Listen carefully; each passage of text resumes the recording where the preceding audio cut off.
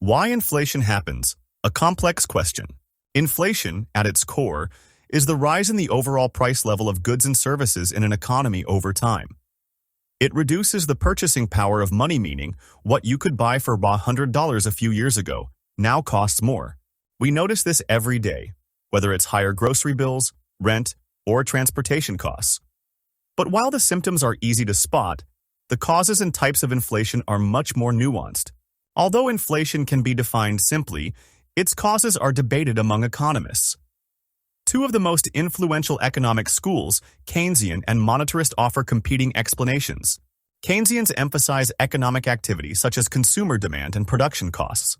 Monetarists believe inflation is driven by money supply growth beyond the economy's productive capacity.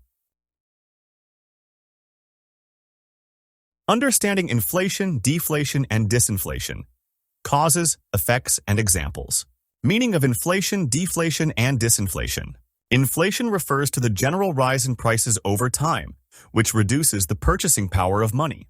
However, inflation itself can vary in pace. Disinflation occurs when the inflation rate slows down but remains positive. Prices are still increasing, just at a slower rate than before. Deflation happens when the inflation rate turns negative.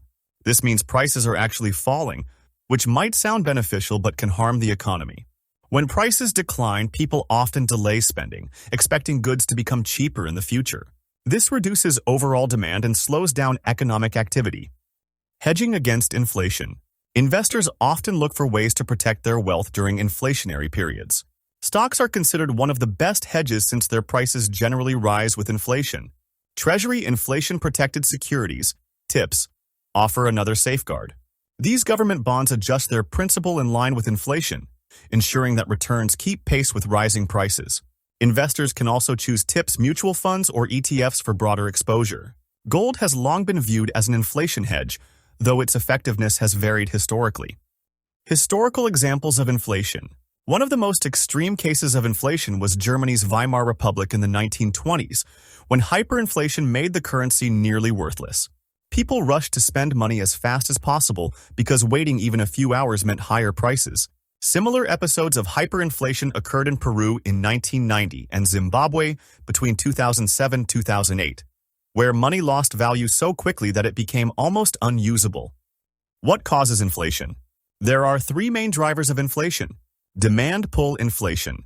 When demand exceeds supply, pushing prices upward. Cost push inflation.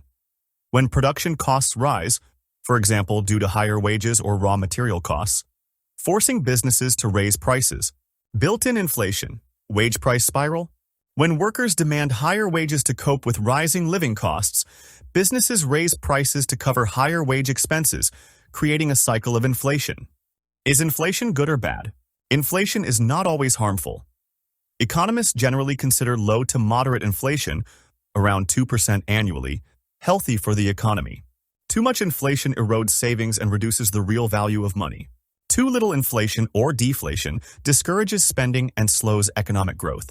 Borrowers often benefit from inflation since their debts lose value in real terms, while savers may lose purchasing power. Effects of inflation. The impact of inflation varies. A weaker national currency due to inflation may help exporters by making their goods cheaper abroad. On the other hand, it may hurt importers, as foreign goods become more expensive.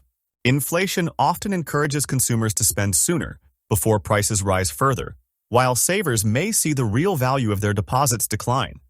Why was inflation so high in 2024? Global inflation surged after 2022 due to a combination of events.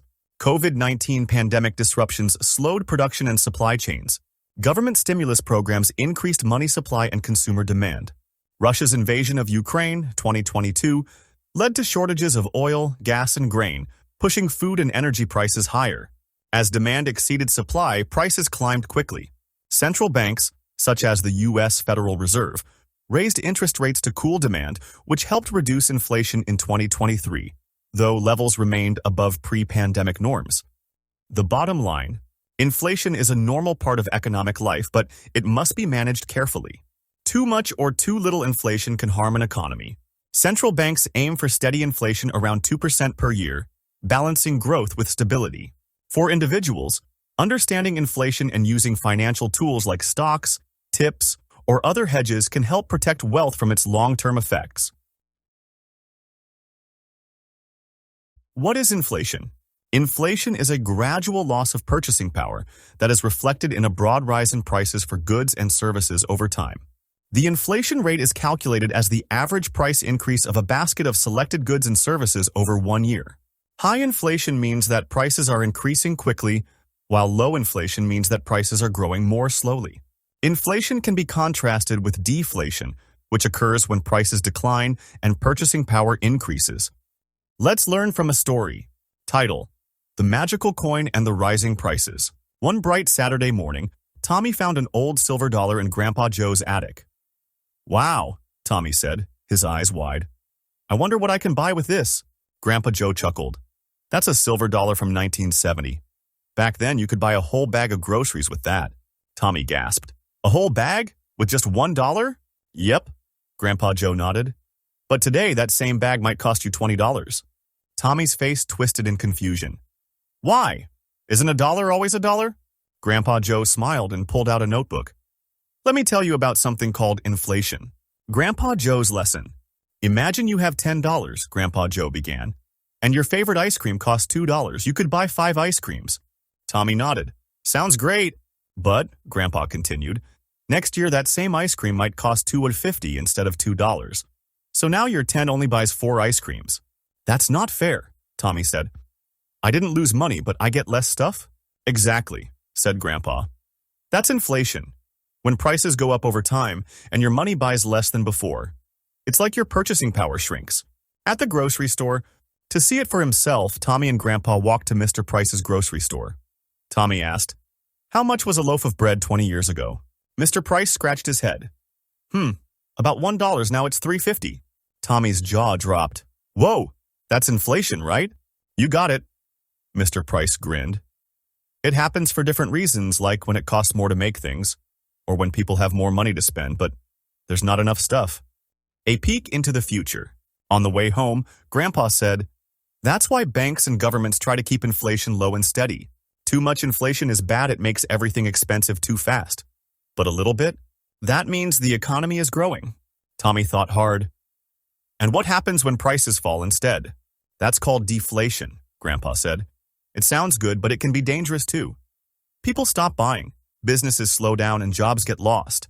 Tommy looked at the silver dollar again. "So even if money stays the same, what it can do changes." "Exactly," Grandpa winked. "It's not just about how many dollars you have, it's about what those dollars can buy." Lesson learned. Inflation is when prices go up over time and your money buys less. A little inflation is normal, but too much can hurt the economy. Understanding inflation helps you make smarter choices about spending, saving, and investing. Understanding inflation. Inflation is a complex economic phenomenon, but at its core, it reflects a decrease in the purchasing power of money over time.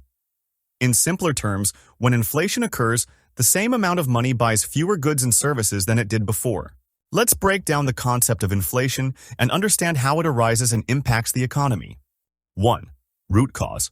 Increase in money supply. The fundamental driver behind inflation is often an increase in the money supply within an economy.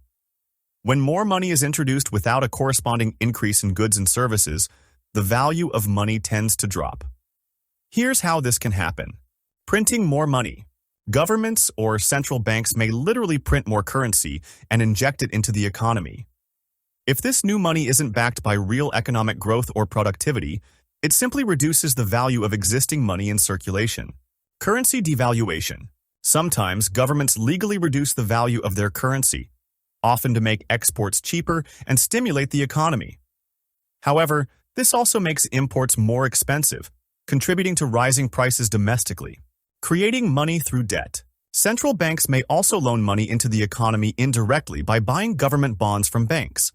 This action increases the reserves of commercial banks, which then lend more to businesses and consumers, effectively creating new money. 2. Other causes, supply chain issues and scarcity. Inflation is not only a result of money supply. It can also stem from real-world constraints, such as supply bottlenecks. If there are disruptions in production or distribution like a shortage of semiconductors or fuel, this can lead to reduced supply of key goods, pushing prices up. Shortages of key commodities. Essential items such as food, energy, or raw materials might become scarce due to droughts, geopolitical conflict, or pandemics. This scarcity makes them more expensive, and the higher cost often trickles down to the consumer level. 3. The cycle of inflation. Expectations matter. Once inflation begins, it often feeds on itself through a psychological and economic loop. Workers expect prices to rise, so they demand higher wages. Businesses anticipate higher costs, so they increase prices in advance. This creates a self-reinforcing cycle, where expectations of inflation lead to actions that actually cause inflation. This phenomenon is known as built-in inflation, a kind of inflation that is sustained not just by conditions in the economy but by people's beliefs and behaviors. 4. Impact. Eroding purchasing power. At the most personal level, inflation means your money doesn't stretch as far. For example, a $100 note might buy 2 liters of milk today, but only 1 liter next year. Your savings lose value if interest earned is less than the inflation rate. This is why inflation is often considered a silent tax. It gradually reduces the real value of money held by individuals. Conclusion. Managing inflation. Governments and central banks keep a close eye on inflation through tools like interest rate adjustments, monetary policy tightening or loosening, regulation of money supply. Understanding the roots and ripple effects of inflation is essential for individuals, businesses, and policymakers to make informed decisions about saving, spending, and investing. Understanding the 10 common effects of inflation. Inflation is a steady increase in the general price level of goods and services. While moderate inflation is normal and even beneficial in certain contexts, high or persistent inflation can have wide-ranging effects on individuals, businesses, and the economy. Let's explore these effects in a clear and structured way. 1. Inflation erodes purchasing power. What it means. As prices rise, the same amount of money buys fewer goods and services. Example, if your salary remains the same but food and gas become more expensive, your lifestyle takes a hit. Measurement tools. Inflation is commonly measured by indexes like the Consumer Price Index, CPI, and Personal Consumption Expenditures, PCE. 2. It disproportionately affects low-income households. Why? Lower-income families spend more on necessities like food and energy items that tend to rise sharply with inflation. Challenge. They lack financial buffers and don't usually own inflation hedging assets like real estate. Relief mechanism. Some government programs adjust benefits via cost of living adjustments, COLAs, to help maintain purchasing power. 3. Inflation prevents deflation. Deflation risk. A fall in prices may seem good, but it discourages spending, increases real debt burdens, and can trigger a recession.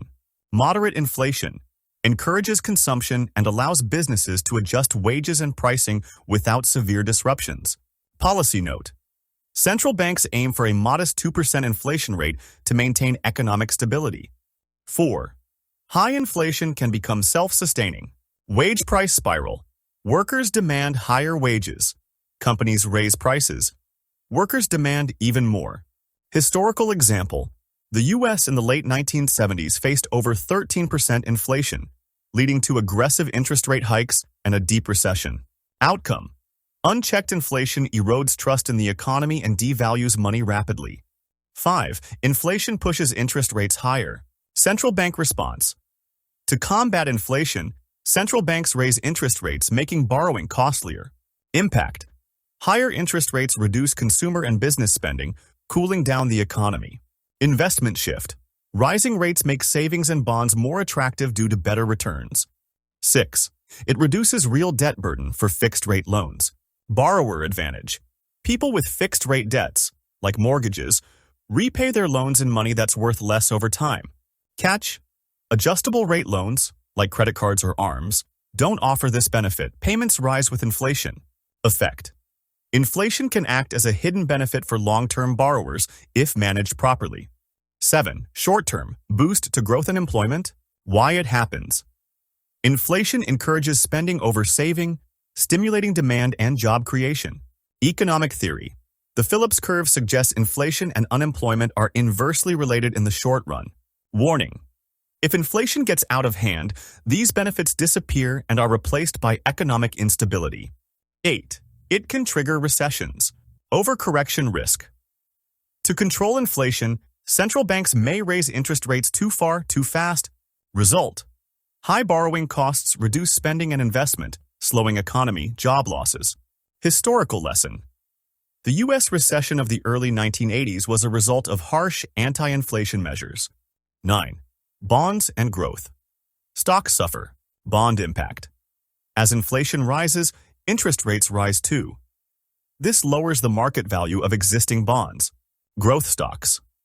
Impact. Future earnings get discounted more heavily in inflationary periods, reducing their present value. Sector note. Tech and consumer growth stocks often underperform during high inflation. 10. Real estate, commodities, and value stocks often benefit. Why? Real estate income, like rent, adjusts with inflation, while fixed mortgage payments stay the same. Commodities, especially energy, tend to increase in price during inflation, making them valuable investments. Value stocks. These tend to perform better than growth stocks during inflationary cycles due to strong current cash flows. And who benefits and who loses from inflation? Inflation doesn't affect everyone the same way. While many people feel the negative effects, some actually benefit from it, especially depending on how their income, assets, or debts are structured. Winners include borrowers with fixed-rate loans. Since inflation reduces the real value of money over time, they end up repaying their loans with money that's worth less than when they borrowed it. Landlords and real estate investors also tend to benefit because they can raise rents in response to inflation, while their mortgage payments remain fixed. Similarly, commodity investors and value stockholders often gain during inflationary periods as prices of commodities like oil and metals typically rise, and value stocks, those with strong current earnings, perform better than growth stocks. Businesses with pricing power, meaning they can easily pass on higher costs to consumers without losing customers, also tend to do well during inflation. On the other hand, losers include everyday consumers because their money buys less as prices rise. Those on fixed incomes, such as retirees who rely on set monthly payments, find it harder to keep up with rising living costs. Savers also lose out because the real value of the money they've saved erodes over time, especially if the interest they earn doesn't keep pace with inflation. Lastly, bondholders and investors in growth stocks tend to suffer, as inflation reduces the present value of future returns, causing bond prices to fall and making growth stocks less attractive. Additional considerations. Retirement planning. Inflation means you'll need to save more to maintain your lifestyle in the future. Government debt. Rising inflation increases the interest burden on national debt, potentially leading to higher taxes or spending cuts. Asset sensitivity. Different assets react differently. Home values may rise, but mortgage rates could spike. Key terms to know. CPI, Consumer Price Index. Measures average price change over time for a fixed basket of goods. COLA, Cost of Living Adjustment. Annual increases to government benefits tied to inflation. Phillips curve, economic theory suggesting an inverse relationship between inflation and unemployment. Wage price spiral, a cycle where rising wages and prices feed into each other, accelerating inflation. Conclusion, the dual nature of inflation. Inflation isn't inherently good or bad. It's about degree and control. When managed, it supports economic growth and guards against deflation. When mismanaged, it can destroy purchasing power, disrupt investment markets, and trigger painful recessions. Governments and central banks use tools like interest rate adjustments, fiscal policy, and money supply control to keep inflation within a healthy range. For individuals, the best defense is awareness and smart financial planning. How to profit from inflation, a practical guide. Inflation can quietly erode the value of your money over time. But if you understand how it works and position your investments wisely, you can protect your wealth and even profit from it. Inflation means rising prices. While this may feel like a threat to your wallet, it's also an opportunity for strategic investors. Certain asset classes tend to perform well during inflationary periods because they either hold their value, rise in price, or generate income that grows with inflation. Let's walk through how inflation is measured. what kinds of investments thrive in such environments, and how to build a robust, inflation-resistant portfolio. How is inflation measured? Before profiting from inflation, you need to understand how it's tracked. In the U.S., inflation is typically measured using these indicators. Consumer Price Index, CPI, measures the average price change over time for a fixed basket of goods and services commonly purchased by urban consumers. Producer Price Index, PPI, measures average changes in prices received by domestic producers for their output. Personal Consumption Expenditures, PCE, Price Index, the Federal Reserve's preferred gauge. This captures broader spending habits and is weighted by actual consumption data. Inflation is expressed as a percentage increase in prices over a previous period. While extreme inflation can be destructive, moderate inflation, around 2%, is actually seen as healthy, promoting investment, lending, and economic growth. What assets perform well during inflation? When inflation rises, the purchasing power of money falls.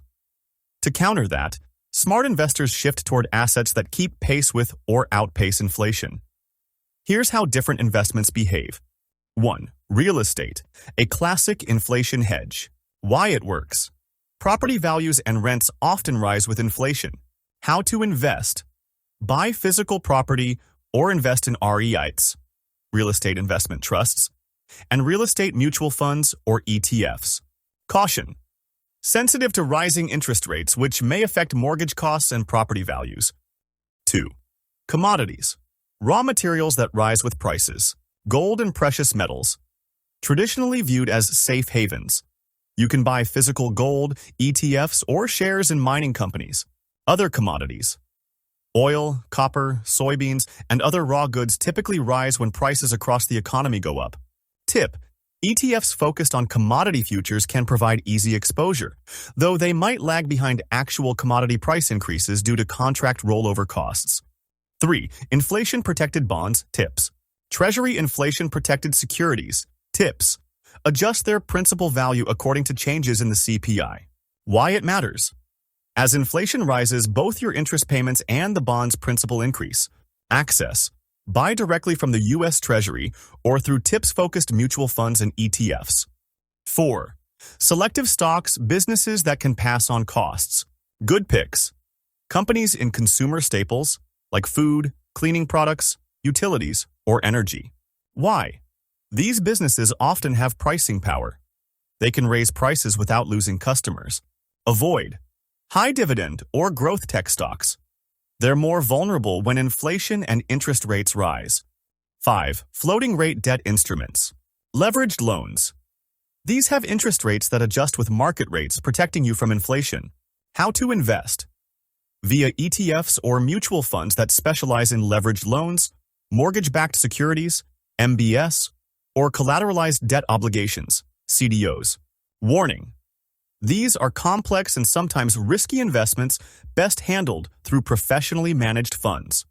Pros and cons of investing. During inflation, pros: preserves portfolio purchasing power, encourages smart diversification, helps income keep pace with inflation. Cons: can increase risk exposure, may lead to overconcentration in some sectors, could distract from long-term goals. What to avoid. During inflation, certain sectors suffer when inflation rises, particularly retail and discretionary consumer goods. People cut non-essential spending. Technology stocks. Their growth models rely on cheap capital, which becomes more expensive in inflationary periods. Fixed-rate bonds.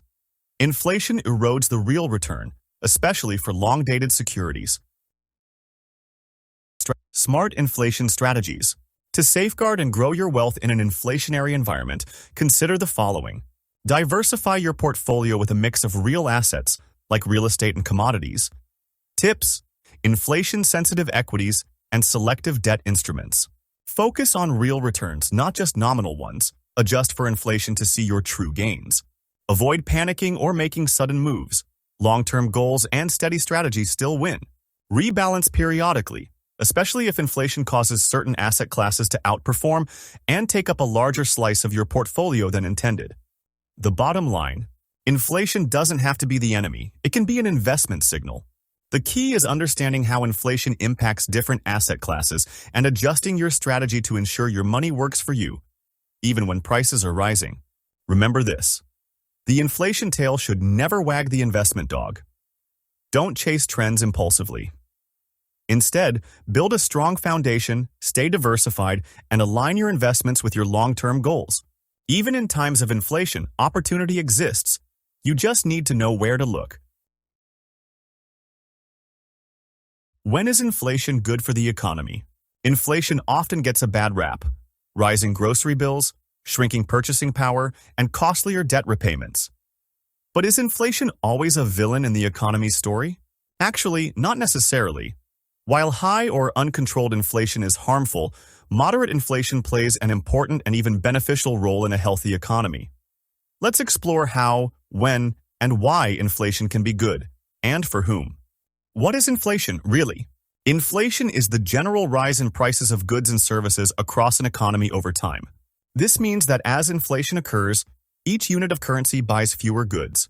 But beneath the surface, inflation reflects a deeper dynamic. It's often the result of an increased money supply relative to the supply of goods and services. Simply put, more money in circulation without a matching increase in output pushes prices up. When inflation is good, 1. Encourages spending and investment. If people expect prices to rise slowly over time, they're more likely to spend now rather than wait. This boosts consumption, a key driver of economic growth. Likewise, companies are more motivated to invest when they can expect higher future revenues. Inflation discourages hoarding and promotes economic activity. 2. Reduces the real burden of debt. Inflation makes existing debt cheaper in real terms. Borrowers repay their loans with money that's worth less than when they borrowed it. For example, a $10,000 fixed-rate mortgage becomes easier to repay if wages rise with inflation, but the loan amount remains the same. This benefits homeowners with long-term fixed-rate loans, governments and businesses with outstanding debt. 3. Helps avoid deflation. The opposite of inflation, deflation, can be dangerous. Falling prices may sound good, but they discourage spending. People wait for better deals, which reduces demand, lowers business revenue, and can lead to layoffs and recession. A little inflation keeps the economy moving. Too little inflation, or deflation, can stall it. 4. Provides room for wage growth. In a low inflation or moderately inflationary environment, wages tend to rise gradually. This allows people to feel wealthier and more secure, even if their purchasing power remains relatively stable. Gradual inflation often means gradual wage increases, boosting confidence. The Fed's ideal, 2% inflation. The U.S. Federal Reserve targets a 2% annual inflation rate, measured by the Personal Consumption Expenditures, PCE, price index. This level is believed to promote price stability, encourage sustainable economic growth, maintain employment levels, moderate inflation, a Goldilocks zone for long-term prosperity. The Keynesian view, why inflation matters. John Maynard Keynes, a major 20th century economist, argued that mild inflation is essential to economic health. His theory of the paradox of thrift says that if everyone saves and no one spends, the economy can shrink, even if businesses are producing efficiently. Some inflation prevents this stagnation by nudging people to spend rather than hoard cash. Who benefits from inflation? Borrowers. Inflation reduces the real value of money, so borrowers can repay loans with money that's worth less than when they borrowed it. This makes it easier to manage debt over time. Homeowners with fixed-rate mortgages. As inflation rises, the real value of monthly mortgage payments declines, making the loan effectively cheaper. This benefits those locked into fixed interest rates. Exporters. A weaker domestic currency, often caused by inflation, makes exports cheaper and more competitive in the global market, boosting international sales. Investors in real assets. Tangible assets like real estate, gold, and commodities tend to increase in value with inflation, offering a hedge against rising prices. Governments. Governments with high levels of debt benefit as the real value of their outstanding debt shrinks over time, reducing the burden of repayment. When inflation turns problematic. While moderate inflation is good, high or unpredictable inflation can hurt the economy, erode savings and purchasing power, When income doesn't keep up with price hikes, real wealth declines, raises interest rates and cost of borrowing. The Federal Reserve typically raises interest rates to fight high inflation, making loans more expensive. Hurts fixed income investors. Bonds and savings accounts with fixed returns lose value during inflationary periods. Creates uncertainty. Businesses and consumers are less likely to spend or invest when they're unsure of future prices. Social Security and cost of living. To protect retirees from the impact of inflation, the Social Security Administration, SSA, adjusts benefits through cost of living adjustments, COLAs. In 2025, benefits will increase by 2.5%. However, these adjustments often lag behind actual inflation, meaning retirees may still feel squeezed. How is inflation measured? In the U.S., the Consumer Price Index, CPI, is the most common metric, compiled monthly by the Bureau of Labor Statistics, BLS. It tracks the average change in prices for a fixed basket of goods and services, including food, housing, energy, and healthcare. What causes inflation? Economists cite several causes. Demand pull inflation, too much money chasing too few goods. Cost push inflation, rising input costs, like wages or oil, push prices up. Monetary inflation, expansion of the money supply via government or central bank policy. After COVID-19, inflation spiked due to supply chain disruptions and stimulus-driven spending. How to benefit from inflation. If you want to protect yourself or even gain during inflation, invest in TIPS, Treasury inflation-protected securities. Own real assets like real estate or commodities. Avoid long-term fixed-rate bonds. Diversify internationally to hedge currency risk. Build cash reserves in low inflation periods for greater flexibility later. Bottom line, inflation isn't all bad. Inflation, when moderate and expected, is a natural byproduct of a growing economy. It helps keep demand strong, encourages investment, and reduces debt burdens. But it must be managed carefully. Too much inflation creates instability, while too little can stall growth. The Federal Reserve's job is to strike the right balance. For investors, savers, and consumers, the key is understanding how inflation works and positioning accordingly. A look back, the history of the cost of living. Early concerns long before the CPI. Americans have been grumbling about the rising cost of living since the earliest days of the country.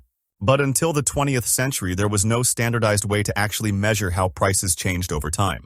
The idea of a cost of living was more anecdotal than statistical based on personal experiences and not national data. The birth of the Consumer Price Index, CPI. In 1921, the U.S. government launched the Consumer Price Index, CPI, to measure the cost of living in urban areas. This was the first serious attempt to systematically track how much prices were rising across the country. Initially called the Cost of Living Index, it was aimed at helping determine fair wages for workers. Over time, the CPI became the standard benchmark for inflation and a key input in decisions about wages, taxes, and government benefits like Social Security. Building the foundation, data collection begins. Long before the CPI, the Bureau of Labor Statistics, BLS, started studying American family spending. In the 1880s, the BLS surveyed over 8,500 families and recorded prices for 215 goods. These studies laid the groundwork for wage negotiations and pushed for fairer compensation. By World War I, CPI-style data was being used to prevent labor strikes, especially in industries vital to the war effort like shipbuilding. CPI through the decades, how it evolved. 1919. The BLS began publishing family spending and price data. 1921, first official CPI, then called the Cost of Living Index. 1945, it was renamed the Consumer Price Index and tailored for moderate-income families in major cities. World War II, prices of new cars and appliances were excluded due to shortages. More emphasis was placed on repairs and transit. 1950s-60s, TV sets and frozen foods added. Single-person households began to be considered. Different versions of the CPI. 1. CPI-U, 1978. The CPI for all urban consumers became the most widely used version. It covers about 93% of the U.S. population. 2. Chained CPI-C-CPI-U, 2002. Adjusts for consumer behavior, like switching from beef to chicken if beef prices rise. 3. CPI-E, For the elderly, an experimental index to reflect the spending habits of people 62 and older, including more weight for healthcare costs. Ongoing criticism of the CPI. The CPI has always been controversial. It may not accurately reflect individual experiences. It tends to lag behind actual consumer habits. People with different spending patterns, like higher gas or medical expenses, may experience inflation very differently. Some argue it overstates inflation, while others say it understates it. Why the CPI matters to you. Despite its flaws, the CPI impacts nearly every American.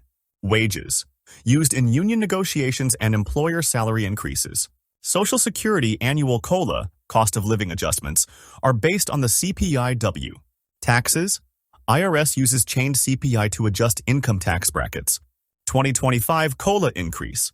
Social Security benefits will rise by 2.5%. CPI versus income. Are Americans keeping up? The CPI tends to rise steadily, while household income rises more unevenly. This means even small annual increases in cost add up, much like compound interest. From 2010 to 2024, the purchasing power of $100 dropped to $53.60. While many Americans feel like their wages haven't kept up, the data shows a mixed picture. Real earnings grew about 0.9% on average between SEP 2023 and SEP 2024. Lower-income workers and minimum wage earners have struggled the most. Minimum wage and inflation. The federal minimum wage has been $7.25 since 2009. Due to inflation, that wage is worth only about $10.50 today. To maintain 2009's purchasing power, it would need to be over $21,800 annually. In 1968, minimum wage earners made 46% more in real terms than today's workers. According to the Economic Policy Institute, if minimum wage tracked productivity, it would now be 22 plus per hour. The regional differences in cost of living. According to the Council for Community and Economic Research, some cities have much lower costs of living.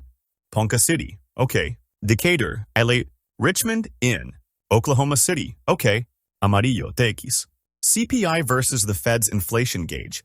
Interestingly, the Federal Reserve doesn't use CPI, it uses the Personal Consumption Expenditures, PCE index. The PCE better reflects actual spending habits, accounts for broader categories, is considered more accurate by the Fed for monetary policy. The bottom line, the cost of living is more than just a number. It's a reflection of whether Americans can afford a decent life with their current income. While the Consumer Price Index offers a way to track this over time, understanding the real impact requires looking deeper into income trends, inflation, and policy decisions. Even if wages match inflation on paper, many Americans feel they're falling behind, especially at the lower end of the income scale. And the tools we use to measure that, like the CPI, are important, but not infallible. Why are PE ratios higher? When inflation is low, you don't need a finance degree to be a successful investor, but understanding how inflation affects stock valuations can give you a real advantage. One of the most important relationships in investing is between inflation and the price-to-earnings ratio, PE ratio, of stocks. So why do PE ratios rise when inflation is low? To answer that, let's first break down what these terms mean and how they interact. Understanding the basics. What is inflation? Inflation is the general rise in the prices of goods and services over time. When inflation is high, each unit of currency buys fewer goods. This reduces the purchasing power of money. What is the PE ratio? The PE ratio is a common measure of stock valuation. It tells us how much investors are willing to pay for $1 of a company's earnings. For example, if a stock trades at $50 and its earnings per share, EPS, is $2, the PE ratio is 25. This means investors are willing to pay 25 times the earnings to own the stock. The link between inflation and PE ratios. 1. Low inflation creates predictable economic conditions. When inflation is low and stable, the economy is more predictable. Central banks are less likely to raise interest rates and the cost of borrowing stays low. This environment encourages business expansion, consumer spending, and investment. As a result, investors are more confident in future earnings growth and are willing to pay more today for those future profits, raising PE ratios. 2. Lower inflation means lower return demands. In a high inflation environment, Investors demand higher returns to offset the declining value of money. This means they are only willing to invest in stocks if they can buy them cheaply, lower PE. But when inflation is low, investors don't need as high a return to stay ahead of inflation. So they're okay with paying a higher price for the same amount of earnings, which pushes PE ratios up. 3. Quality of earnings appears higher. When inflation is high, part of a company's profit may simply come from rising prices rather than actual business growth. For example, if a company sells a product for $100 and next year it sells for $110 just because of 10% inflation, the increased revenue isn't a result of business improvement, just inflation. In contrast, low inflation means that earnings growth is more likely to reflect real business success, not just price increases. Investors value this real growth more, and so they are willing to pay higher multiples again, raising PE ratios. 4. High inflation increases uncertainty. High inflation often brings economic instability. It causes interest rates to rise, borrowing costs to increase, and consumer spending to slow. That uncertainty makes future earnings harder to predict. When earnings are uncertain, investors become cautious. They pay less today for those uncertain future earnings, which lowers the PE ratio. 5. Lower PE is equal to higher expected returns. There's a mathematical side too. When inflation is high, the PE ratio drops. This essentially raises the expected return on the stock to keep pace with inflation. For example, if a company earns $5 per share, at a PE of 20, the stock is priced at $100. At a PE of 10, during high inflation, the same $5 of earnings results in a price of just $50. The lower you pay for earnings, the higher your return potential, which investors demand during inflationary periods. Summary: why low inflation leads to high PE ratios. Let's recap the key reasons. Economic stability from low inflation makes earnings more predictable. Investor return requirements are lower, so they're willing to pay more for earnings. Earnings quality appears stronger without inflation distortions. Reduced uncertainty supports higher stock valuations. Lower expected returns are acceptable in a low inflation environment, keeping PEs high. Final thought: the relationship between inflation and PE ratios is not just academic. It affects real investment decisions every day. When inflation is low, stock valuations tend to rise because investors have greater confidence in future earnings and don't require sky-high returns to beat inflation. On the flip side, when inflation rises, so does investor caution, driving down PE ratios and stock prices.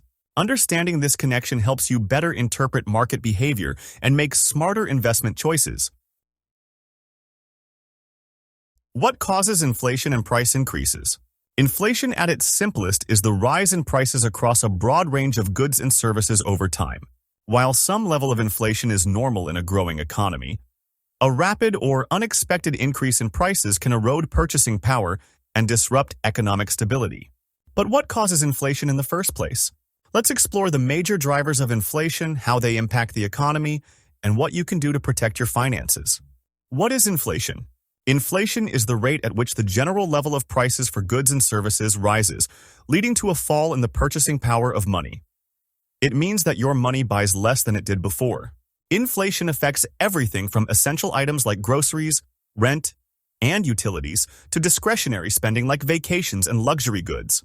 Why it matters? It reduces the real value of savings. It increases the cost of living.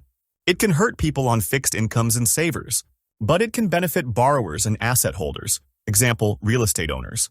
Major causes of inflation.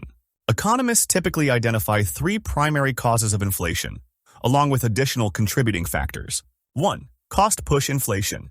Cost push inflation happens when the cost of producing goods and services rises, prompting companies to pass those costs on to consumers. Common triggers: rising raw material prices like oil, copper, wheat, wage increases during low unemployment periods, supply chain disruptions, natural disasters damaging key resources. Example: a hurricane destroys a corn crop.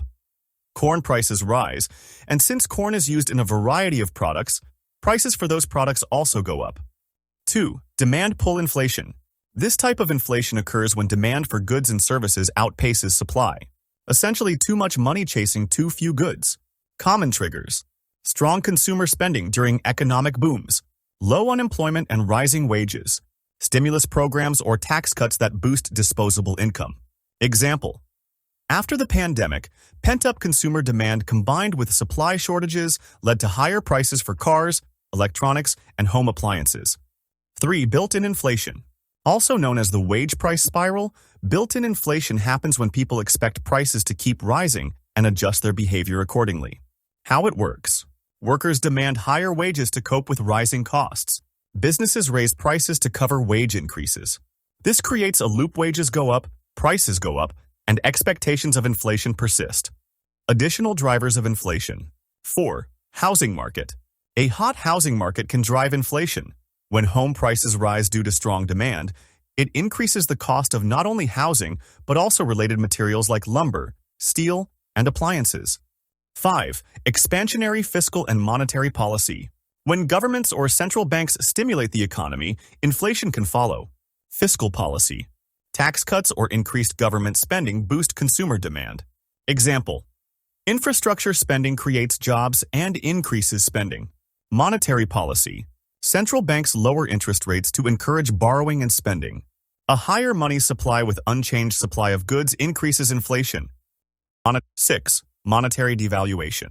If too much money is printed or injected into the economy without a corresponding increase in goods and services, each unit of currency becomes less valuable. This is often explained through the quantity theory of money. MV is equal to PQ. Money supply multiplied by velocity is equal to price level, multiplied by quantity of goods. If M, money supply, increases too much, then P, prices, must rise, assuming Q, goods, remains constant. How inflation is measured. Economists use several indices to track inflation. Consumer Price Index (CPI) measures the average change in prices over time for a basket of goods and services. Most widely used metric to gauge inflation. Producer Price Index (PPI) tracks price changes from the perspective of domestic producers, useful for spotting upstream inflation that may later affect consumers.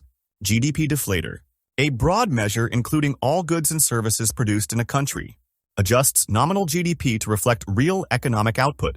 Personal Consumption Expenditures (PCE) Price Index, used by the Federal Reserve, covers a broader range of spending than CPI and is weighted more accurately using business surveys. Why inflation spiked? After 2020, several factors contributed to the sharp rise in inflation post-pandemic. Supply chain breakdowns during COVID-19 restricted goods. High fiscal spending and stimulus checks increased demand. Labor shortages pushed up wages. Energy shocks from geopolitical events like the war in Ukraine further drove up prices. In the U.S., CPI peaked at nearly 9% in June 2022, the highest in 4 decades. How to protect your finances from inflation. Inflation can hurt, but smart financial strategies can help you mitigate its effects. Lock in low fixed interest rates for mortgages and loans. Invest in stocks and real assets, especially companies with pricing power or those in commodity sectors. Buy inflation-protected securities, like TIPS, Treasury inflation-protected securities. Save at higher yields. Use high-interest savings accounts or CDs. Buy an inflation hedge, gold, real estate, or commodity-focused investments. Own rental property. Rents often rise with inflation, benefiting property owners. Who gains and who loses from inflation? Beneficiaries, borrowers. Repay loans with devalued currency. Asset owners. Real estate, stocks, or commodities often rise with inflation. Some businesses, especially those with strong pricing power. Losers. Savers. Money loses value in low-interest accounts. Fixed income earners. Their purchasing power erodes. Low-income households. Inflation hits necessities hardest: food, fuel, rent. How inflation is controlled. Governments and central banks use contractionary policies to rein in inflation. Raising interest rates makes borrowing more expensive, cooling demand. Reducing government spending or raising taxes slows down the economy. Currency stabilization measures, such as reducing money supply growth. Price controls are sometimes used but can distort markets and cause shortages. Bottom line, inflation is a complex and multifaceted economic phenomenon. It can result from rising costs, surging demand, or even expectations about the future. While some inflation is a sign of healthy growth, excessive inflation can damage savings, hurt low-income households, and destabilize economies. Understanding the causes of inflation and how to respond can help individuals, investors, and policymakers make smarter financial decisions in an ever-changing economic environment. Types of inflation explained simply. Inflation isn't always caused by the same thing. Economists typically categorize it into three main types based on the underlying causes. Let's break them down. 1. Demand pull inflation. What it is. Demand pull inflation happens when the demand for goods and services exceeds the economy's ability to produce them. Why it happens. When people have more disposable income, they tend to spend more. This creates a surge in overall demand. If the supply of goods and services can't keep up, prices start to rise. Example in real life. Imagine everyone in a town suddenly receives a cash bonus. People rush to buy cars, electronics, and vacations. Businesses can't restock fast enough, so they raise prices. That's demand pull inflation in action. Key mechanism: more money, plus strong consumer confidence, increased demand, limited supply, price increases. 2. Cost push inflation. What it is. Cost push inflation occurs when the cost of producing goods and services rises, leading businesses to pass those costs on to consumers through higher prices. Why it happens. Input costs, like raw materials, wages, or energy, increase. This raises the cost of production. Producers raise consumer prices to maintain profits. Example in real life.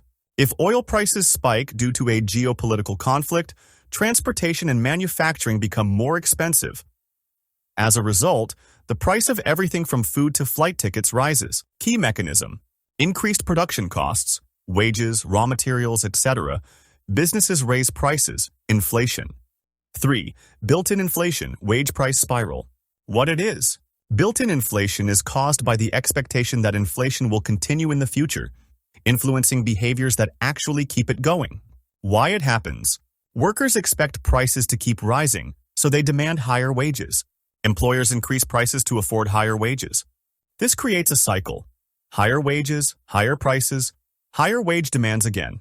Example in real life. If grocery prices keep going up, workers may ask for salary hikes. Employers raise product prices to cover those wages.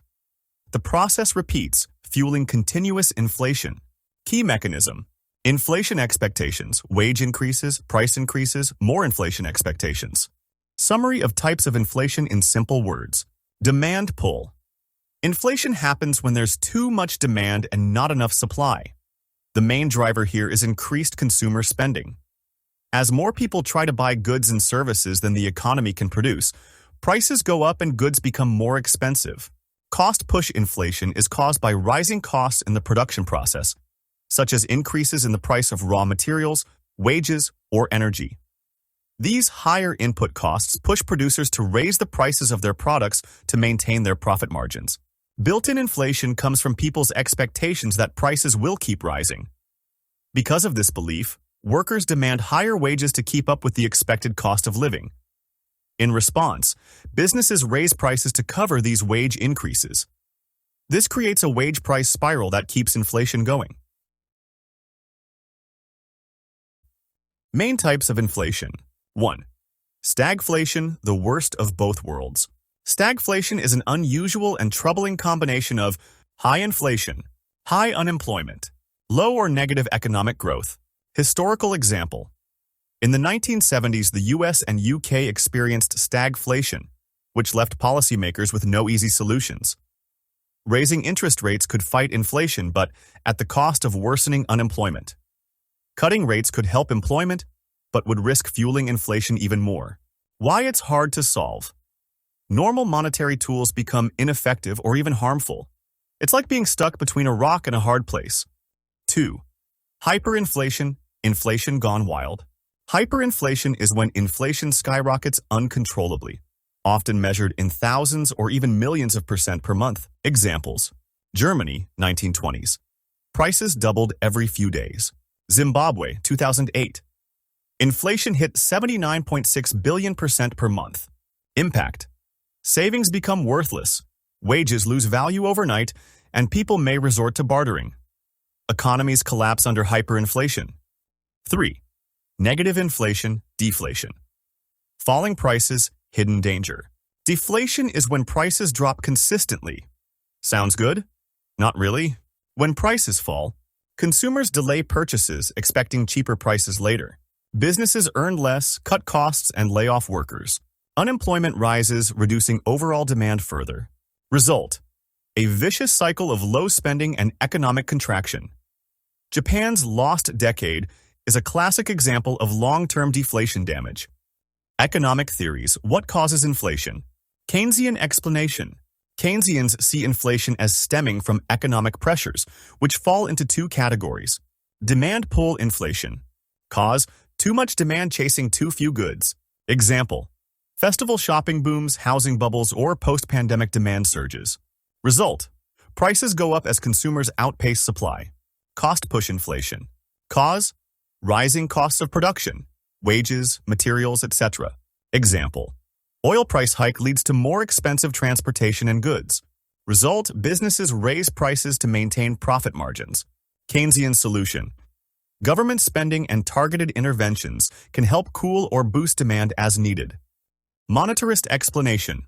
Monetarists argue that inflation is a result of too much money in the economy, regardless of consumer demand or production costs. Their core belief is best summed up by economist Milton Friedman. Inflation is always and everywhere a monetary phenomenon. Quantity theory of money. They use the equation M multiply V is equal to P multiply T, where M stand for money supply, V stand for velocity of money, how fast money circulates, P stand for price level, T stand for volume of transactions. If the money supply, M, grows faster than the economy, T, then prices, P, will rise, that is, inflation. Monetarist solution. Central banks should keep the money supply growing at a steady, predictable rate. Built-in inflation, the wage price spiral. Even if demand and costs stabilize, inflation can persist due to built-in inflation. Workers demand higher wages to keep up with rising costs. Businesses raise prices to cover wage increases. A loop is created. Wages rise, prices rise, wages rise more. This is known as the wage price spiral, and it's hard to stop without intervention. Who gains and who loses from inflation? Winners. Borrowers. Repay loans with money that's worth less than when they borrowed it. Asset holders. People owning real estate or stocks may see values rise with inflation. Losers. Savers. Their money loses value over time. Fixed income earners. Pensioners or salaried individuals may struggle to keep up with rising costs. Worst investments during inflation. When inflation rises, people tighten their budgets. This affects sectors like retail, durable goods, e.g. appliances, technology. These are often the first areas where consumers cut spending, making them risky investment bets in inflationary times. The bottom line: inflation is not just about rising prices. It's a multifaceted economic phenomenon. It can take many forms. Mild inflation, 2 to 3%, helps economies grow. High inflation, hyperinflation, or stagflation can cause deep harm. Deflation seems good but can lead to economic collapse.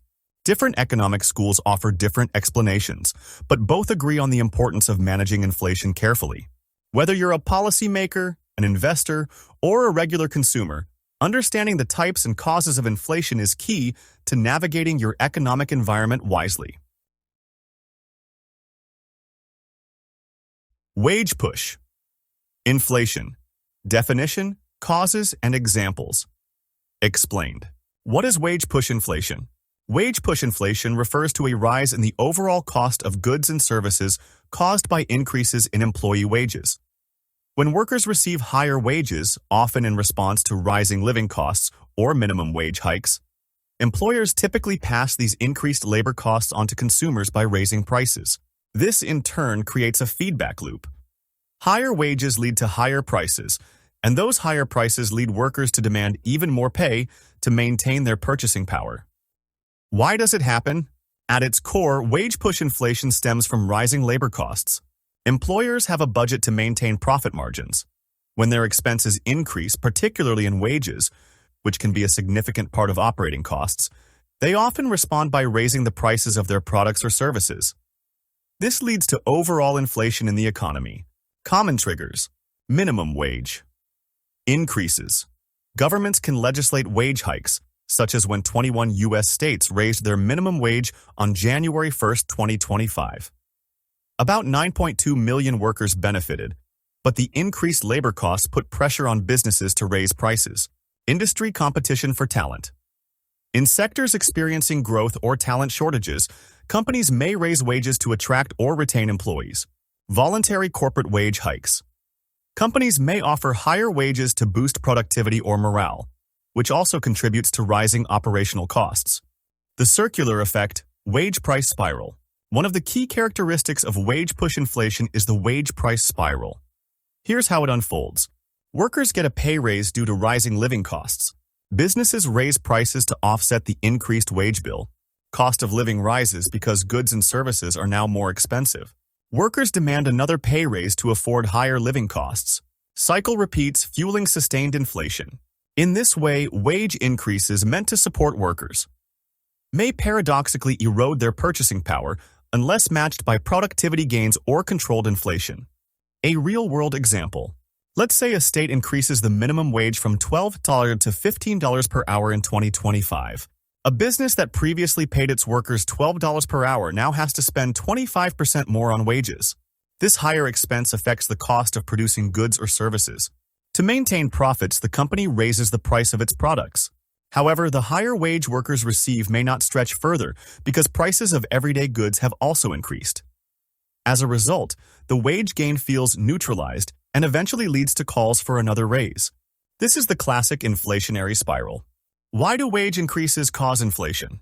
Wages are a cost of doing business. When wages rise, the cost of production increases. Businesses raise prices to protect margins. The overall price level in the economy goes up, which is inflation. Unless productivity increases at the same pace as wages, these higher costs get passed on to consumers. How governments try to manage it. Most central banks, including the Federal Reserve in the U.S., target a 2% annual inflation rate. This target helps businesses plan pricing and wages. Consumers make informed decisions about savings and purchases. Investors forecast returns more reliably. If inflation runs too high, as in the case of wage push inflation, central banks may intervene through monetary policy, for instance, by raising interest rates to cool down spending. The broader impact, value of money. Inflation, including wage push inflation, erodes the purchasing power of money. That means $1 today will buy less in the future. This is why stable inflation matters, so that money retains its value over time and long-term planning remains feasible for both consumers and businesses. The bottom line, wage push inflation arises when higher wages lead to higher prices. While wage increases can improve workers' incomes in the short term, they may also reduce real purchasing power if prices rise too quickly. This dynamic creates a complex challenge for both businesses and policymakers. Wage push. Inflation isn't inherently negative. It reflects efforts to improve livelihoods, but if not accompanied by productivity growth, it can fuel persistent inflation that hurts the economy. Understanding how it works helps us see the delicate balance between fair wages and price stability. Cost push inflation.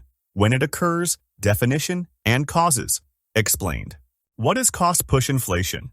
Cost push inflation refers to a type of inflation that arises when the cost of production inputs, such as wages, raw materials, energy, or regulations increases, and businesses respond by raising prices to maintain profitability. Let's break this down with a simple analogy. Imagine you run a lemonade stand. If lemons and sugar suddenly become more expensive, your overall cost of making lemonade goes up. To maintain the same profit margin, you start charging more per cup. This is cost push inflation in action, price increases pushed by rising input costs. Definition. Cost push inflation is a rise in the overall price level of goods and services caused by increased costs of production. These costs can include raw materials, example, metals, oil, food, labor, wages and benefits, taxes or regulatory burdens, supply chain disruptions. The key point is, businesses pass on increased production costs to consumers, leading to inflation. Understanding the mechanism. Inflation is generally defined as the rate at which prices rise over time.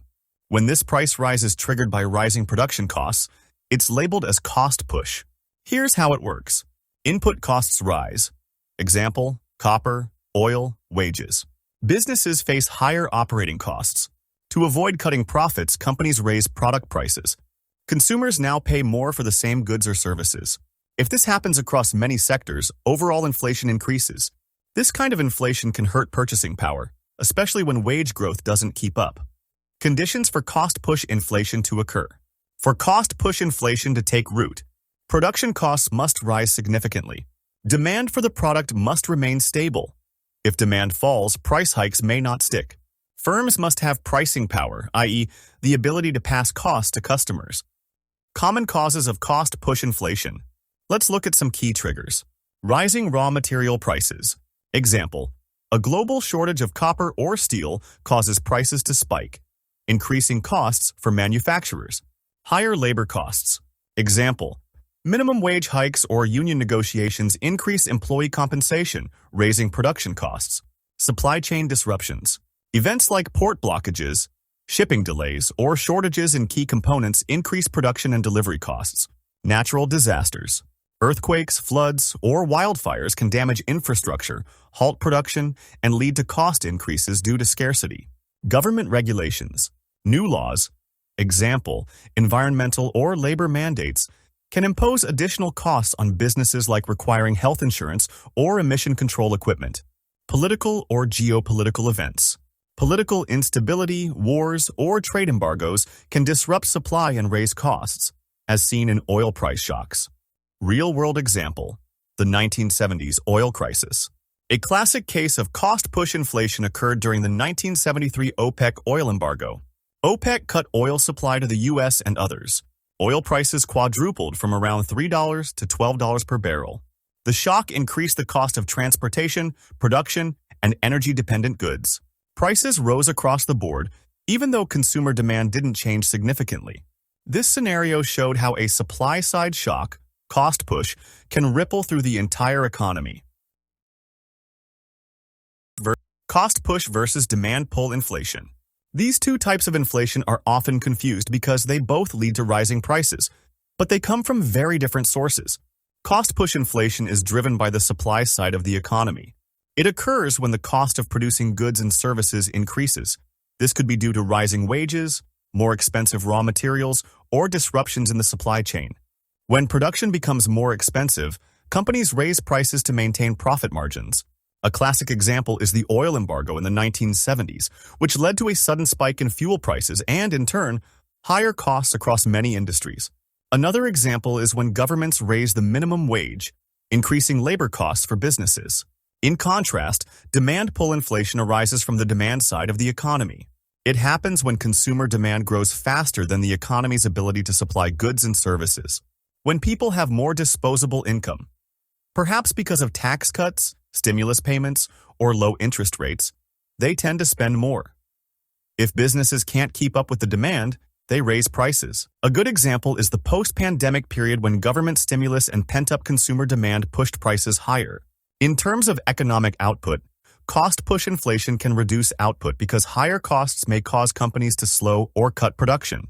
Meanwhile, demand-pull inflation typically increases output, at least initially, as businesses try to ramp up production to meet higher demand. In short, cost-push inflation stems from higher production costs, while demand-pull inflation comes from higher consumer demand. Both result in inflation, but their causes and potential policy responses are quite different. Related concept, the wage price spiral. One consequence of cost-push inflation can be the wage price spiral. Workers demand higher wages to cope with rising prices. Businesses raise wages but then face higher costs. To cover costs, they raise prices again. The cycle continues. This feedback loop can sustain inflation over time. Is cost-push inflation always bad? Not necessarily. Some level of inflation is considered healthy for a growing economy. However, moderate inflation can signal a strong job market or a shift toward higher value products.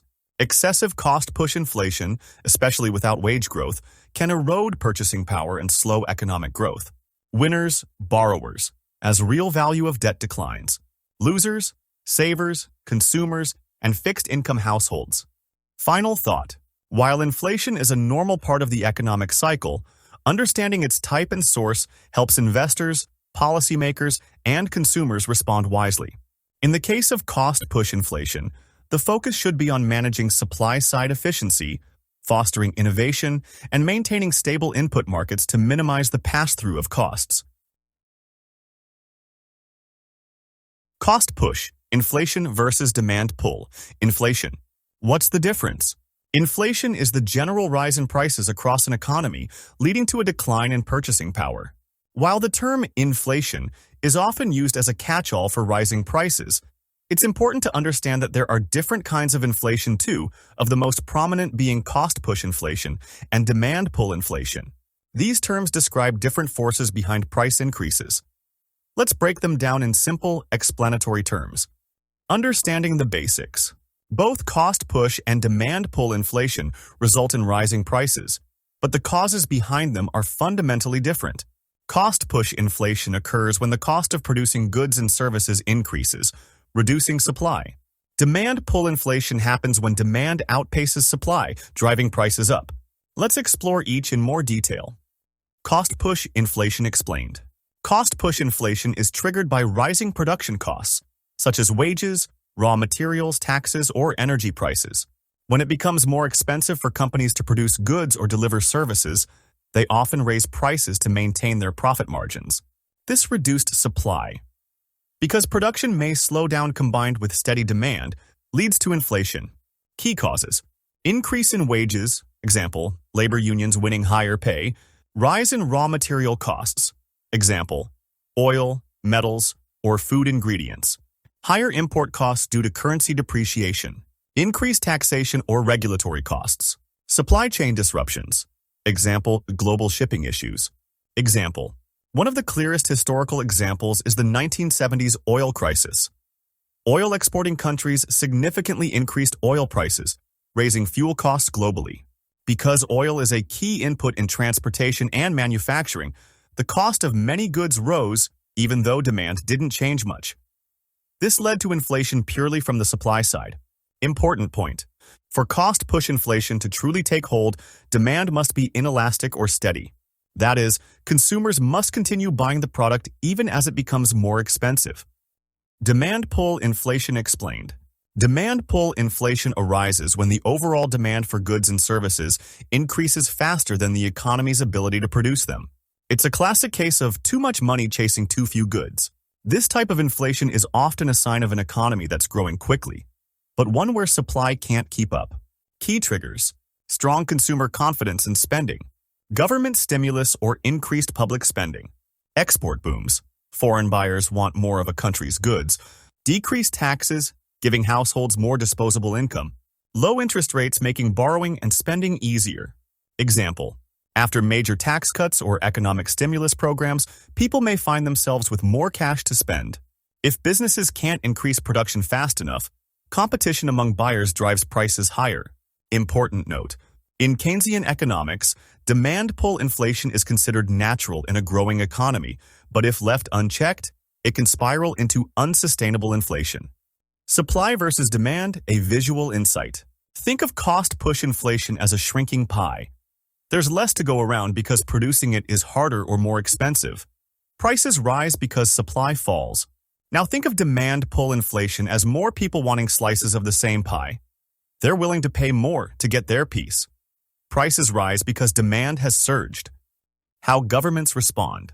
Policymakers tackle these two types of inflation differently. To counter cost-push inflation, supply-side measures are used.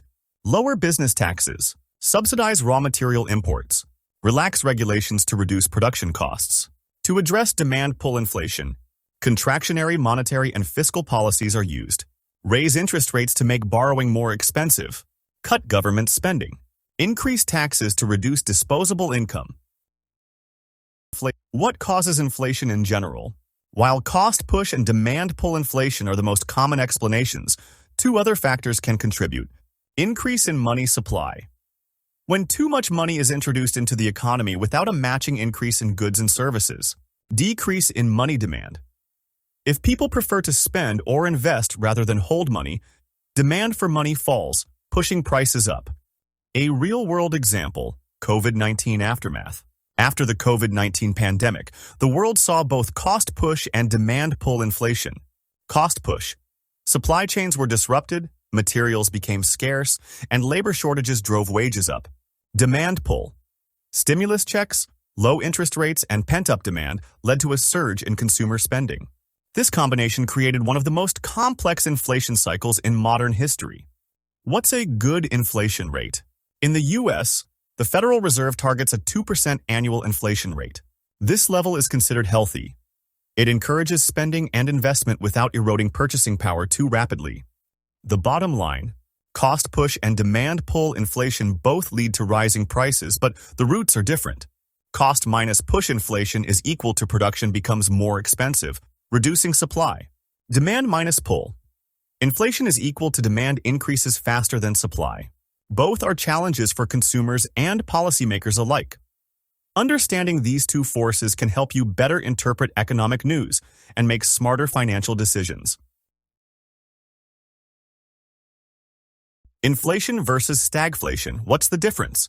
To understand how economies behave under different pressures, it's essential to distinguish between two important concepts, inflation and stagflation. While they both involve rising prices, their underlying conditions and their impact on the economy are quite different.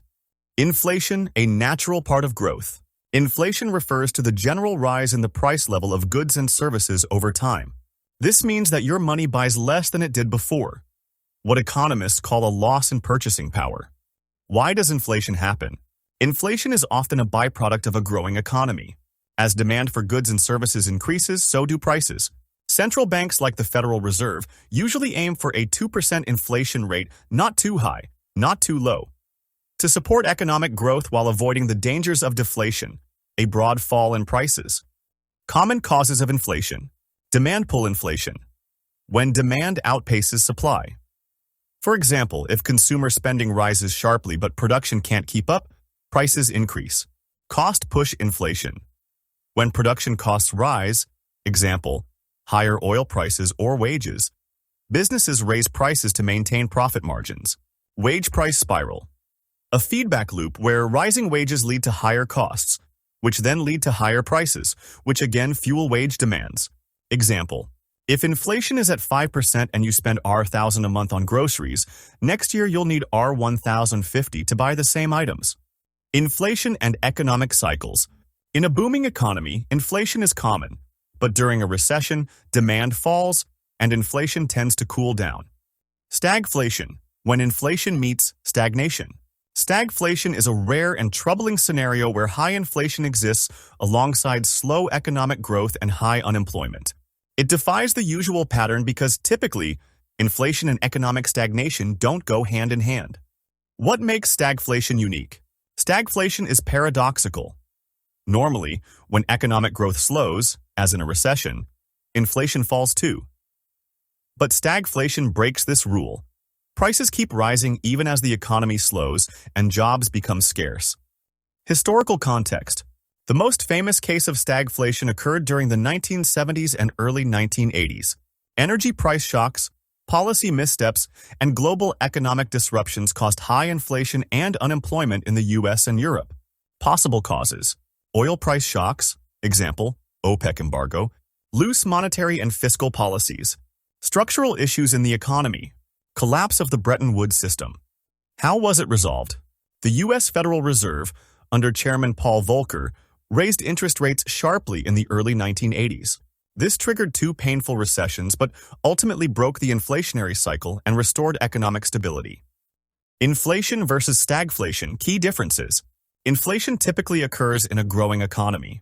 When inflation is present, economic growth is usually strong and businesses are expanding. In contrast, stagflation happens during periods of weak or stagnant economic growth, hence the term stagnant inflation. When it comes to unemployment, inflation often aligns with low or moderate joblessness because companies are hiring to meet increased demand. On the other hand, stagflation is marked by high unemployment, which makes it a particularly painful scenario for workers. The level of inflation also differs between the two. During a standard inflationary period, price increases are usually manageable and predictable. However, in stagflation, inflation tends to be persistently high, even though economic activity is weak. Policymakers have more effective tools to deal with regular inflation. Central banks can raise interest rates to cool an overheated economy. But during stagflation, policy tools become much more limited. If interest rates are raised to fight inflation, it can make unemployment even worse, leading to a difficult policy trade-off. Lastly, investor confidence tends to remain steady in a regular inflationary environment, as economic fundamentals are generally healthy. In contrast, stagflation often erodes investor confidence due to the double threat of rising prices and poor economic performance. Uncertainty increases and purchasing power declines, making it harder for consumers and investors alike. Why is stagflation so problematic? Unlike regular inflation, stagflation leaves little room for effective policy. If the government tries to boost growth with stimulus, it risks worsening inflation. If it raises interest rates to fight inflation, it may deepen unemployment. It's a classic lose-lose situation. What is the misery index? The misery index is the sum of the inflation and unemployment rates. It was popularized in the 1970s as a way to capture the economic pain of stagflation. The higher the index, the greater the distress felt by average households. What is purchasing power?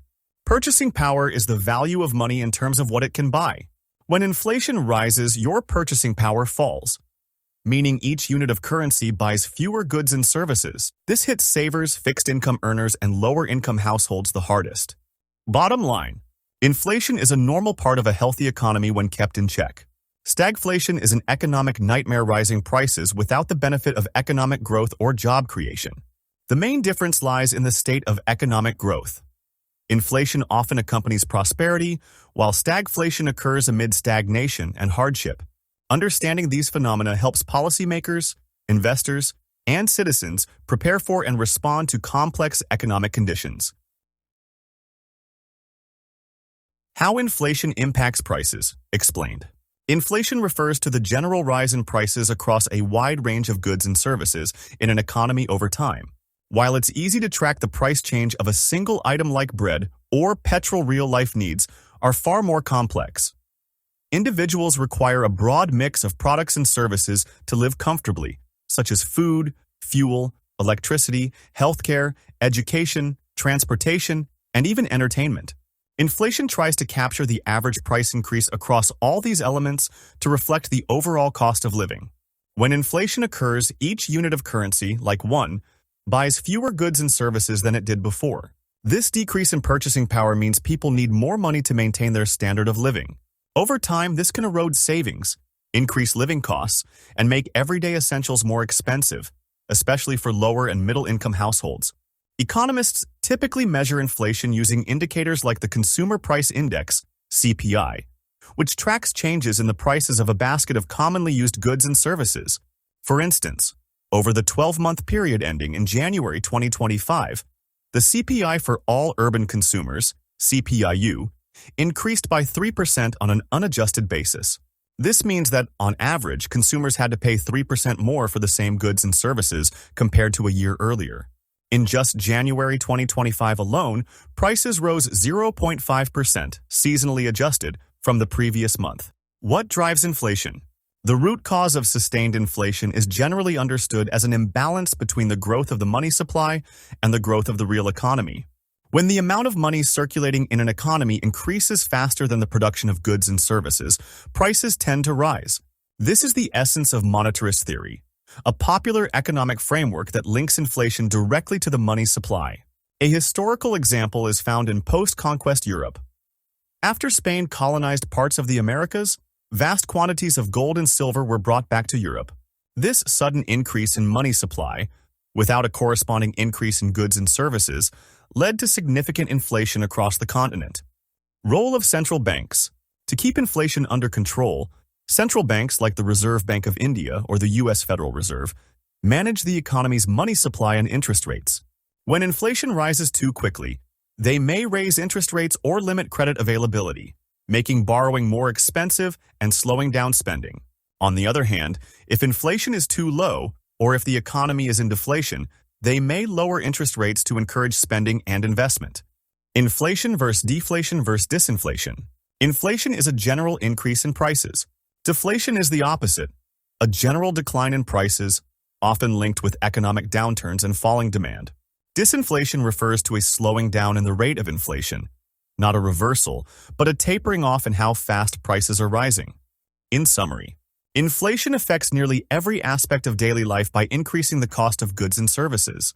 While a moderate level of inflation is considered normal in a growing economy, too much inflation can reduce purchasing power and slow economic momentum.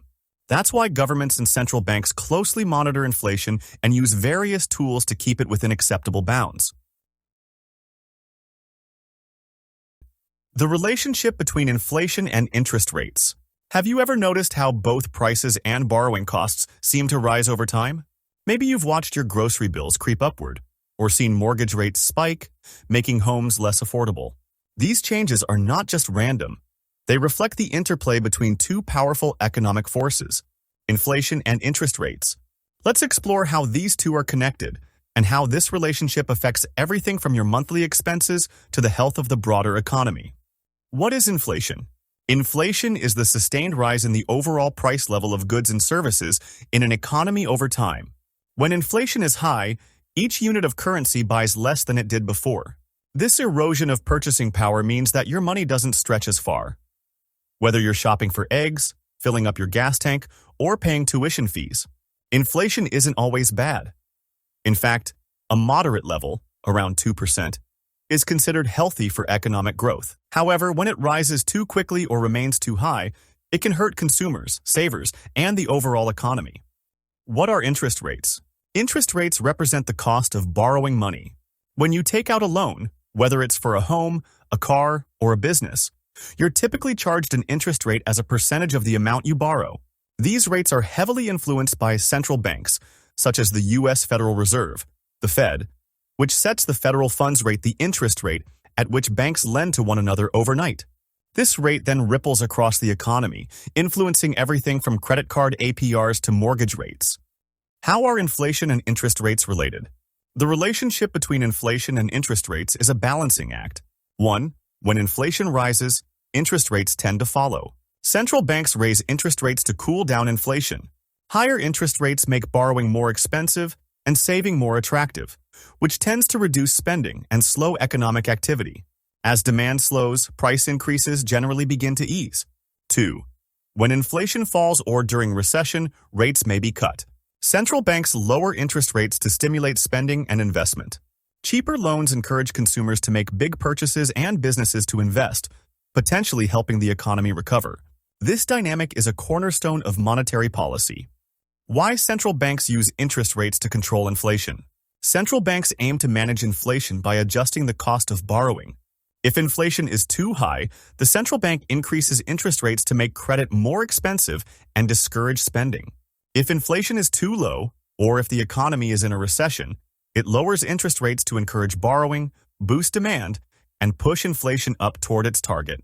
Most central banks, including the Fed, use a 2% annual inflation target as a benchmark.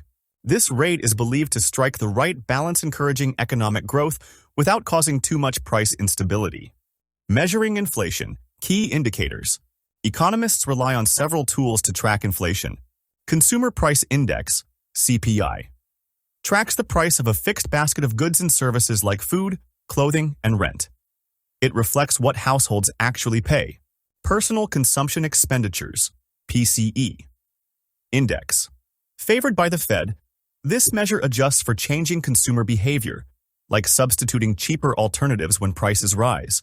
Producer Price Index, PPI, measures price changes from the perspective of businesses and suppliers, often a leading indicator of future consumer prices. Core inflation excludes volatile items like food and energy to better reveal underlying inflation trends. How higher interest rates fight inflation. When the central bank raises interest rates, consumers borrow less. Higher rates mean higher monthly payments, discouraging home, auto, and credit card borrowing. Businesses invest less. Rising costs reduce incentives for business expansion or hiring. Spending slows down. As borrowing and consumption decrease, price pressures begin to ease. For example, a family might be able to afford a $5 million home when mortgage rates are 6%, but may be priced out if the rate jumps to 9%.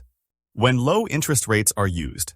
In a downturn or recession, inflation usually falls and central banks may cut interest rates to make borrowing easier. Stimulate consumer demand and business investment. Encourage inflation to move back toward the 2% target. This is why interest rates were slashed during the 2008 financial crisis and again during the COVID-19 pandemic. Limitations of interest rate tools. While powerful, interest rate adjustments have limitations. Delayed impact. Changes take time to ripple through the economy. Policymakers often act based on outdated data like driving while looking in the rearview mirror. Uneven effects. Sectors like housing and auto sales, which rely on financing, feel the impact more than others. Limited supply-side control. Higher interest rates can't fix supply shortages, such as those caused by supply chain disruptions or energy shocks. Zero lower bound problem. When rates are already near zero, central banks may lack room to maneuver, forcing them to use unconventional tools like quantitative easing or even negative interest rates. Inflation targeting and the federal funds rate. The federal funds rate is the Fed's main tool to hit its 2% inflation target. Though banks, not consumers, deal directly with this rate, its effects are far-reaching. Loan rates adjust, mortgages, auto loans, credit cards. Bond prices shift, as newer bonds reflect updated yields. Business plans change, based on financing costs. When inflation surged in 2022, the Fed responded by aggressively raising rates. This move helped bring inflation down, but also slowed economic growth, highlighting the trade-off central banks often face. The bottom line: the relationship between inflation and interest rates is central to how modern economies function. Inflation rises, interest rates are increased to cool things down. Inflation falls or recession hits. Interest rates are lowered to stimulate growth. For consumers, this dynamic affects everything from your mortgage payments to your grocery bills. For investors, it shapes bond yields, stock prices, and economic forecasts.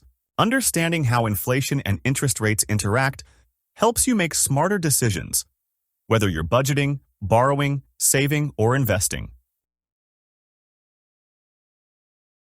Inflation's impact on stock returns. Inflation. The general rise in prices over time affects nearly every corner of the economy, from household budgets to corporate profits. Investors, central banks like the Federal Reserve, and businesses closely monitor inflation because it influences everything from interest rates and consumer spending to stock performance. Let's break down how inflation affects stock returns and what that means for investors. Why inflation matters to investors. Inflation reduces the purchasing power of money. As goods and services become more expensive, each dollar buys less than before. This affects consumers, businesses, and ultimately, the stock market. Here's how. Consumers feel the pinch when their incomes don't keep up with rising prices, which can reduce their spending habits. Businesses face higher input costs, like raw materials, wages, and energy, and must either absorb those costs or pass them on to customers. The Federal Reserve often responds to high inflation by raising interest rates, which can slow economic growth and impact stock valuations. How inflation affects stock performance. 1. Reduced consumer spending. High inflation erodes purchasing power. As everyday expenses increase, people tend to cut back on non-essential purchases.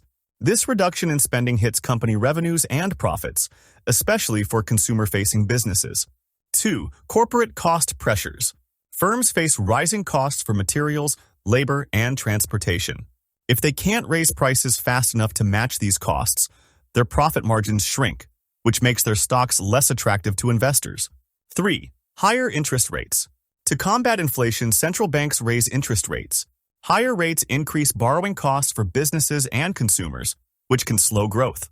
They also reduce the present value of future earnings, particularly hurting growth stocks. Inflation and stock types. Growth versus value.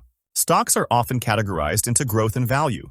Growth stocks are companies expected to grow earnings rapidly in the future.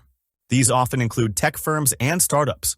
Value stocks are typically more established companies that are undervalued compared to their fundamentals, often paying dividends. Inflation impacts them differently. Growth stocks suffer more in high inflation periods. This is because their high future earnings are worth less when discounted at higher interest rates. Value stocks tend to perform better during inflationary times. Their earnings are more immediate and stable, and they may already be priced lower relative to their fundamentals. Real returns and inflation. Real returns is equal to nominal returns minus inflation. If your investment returns 8% in a year, but inflation is 5%, your real return is only 3%. Over time, high inflation can drastically reduce real returns, especially if portfolio growth doesn't outpace inflation. Historically, stock market data shows best real returns occurred when inflation was moderate, around 2% to 3%. When inflation was much higher or lower, real returns were weaker. During high inflation, stocks have shown greater volatility and lower average returns. This trend holds true in both developed and emerging markets. Why inflation makes stocks more volatile? Inflation injects uncertainty into the market. Investors aren't sure how central banks will respond. Corporate earnings become less predictable. Economic forecasts become less reliable. This uncertainty leads to higher volatility in equity markets, with rapid changes in investor sentiment and market valuations. Who gets hurt most by inflation? Low-income households are affected the most. They spend a larger portion of their income on necessities like food, energy, and housing, all of which often rise fastest during inflation. Retirees and fixed-income earners also struggle, as their purchasing power declines if income doesn't adjust for inflation. Does inflation ever help? In some cases, mild inflation can encourage spending and investment. People are less likely to hoard cash. Stimulate job creation, especially in the short term, as companies respond to rising demand. However, once inflation gets too high, these benefits are outweighed by rising costs, falling demand, and weaker business confidence. The bottom line: inflation is a key economic force that significantly affects stock market returns, both in the short and long term. High inflation is equal to lower real returns and higher volatility. Value stocks outperform during high inflation. Growth stocks tend to shine during low inflation periods. No universal rule exists, so investors need to understand the environment and adjust accordingly. While stocks may eventually adjust to rising prices, they don't always provide a perfect hedge against inflation, especially in the short term. That's why inflation-aware investing, considering asset allocation, stock types, and economic conditions is crucial for long-term portfolio success. How does inflation affect fixed income investments? Fixed income investments like government bonds, corporate bonds, and certificates of deposit, CDs, are prized for their predictable income. They offer regular interest payments or coupons and are often considered safer than equities. However, inflation can significantly erode their value, both in terms of price and purchasing power. Understanding the basics. Inflation refers to the general rise in prices across an economy over time. As the cost of goods and services increases, the value of money declines. So when you receive a fixed interest payment, say, $50 per year, it might buy you less next year than it does today. That's the core issue for fixed income investors. Inflation, interest rates, and bond prices, the interconnected trio. When inflation rises, central banks like the U.S. Federal Reserve often raise interest rates to control it. Here's why this matters. Higher interest rates make newly issued bonds more attractive because they offer better yields. This makes existing bonds, which offer lower fixed rates, less desirable. As a result, the price of existing bonds falls in the secondary market to adjust their yield to current market rates. Inverse relationship. Bond prices fall when interest rates rise, and rise when interest rates fall. The decline in real returns. Even if you hold a bond to maturity and receive all your coupon payments and principal back, inflation still eats into your real return. Example: return adjusted for inflation. Nominal return, the stated interest rate. Example: 5%. Real return, nominal return minus the inflation rate.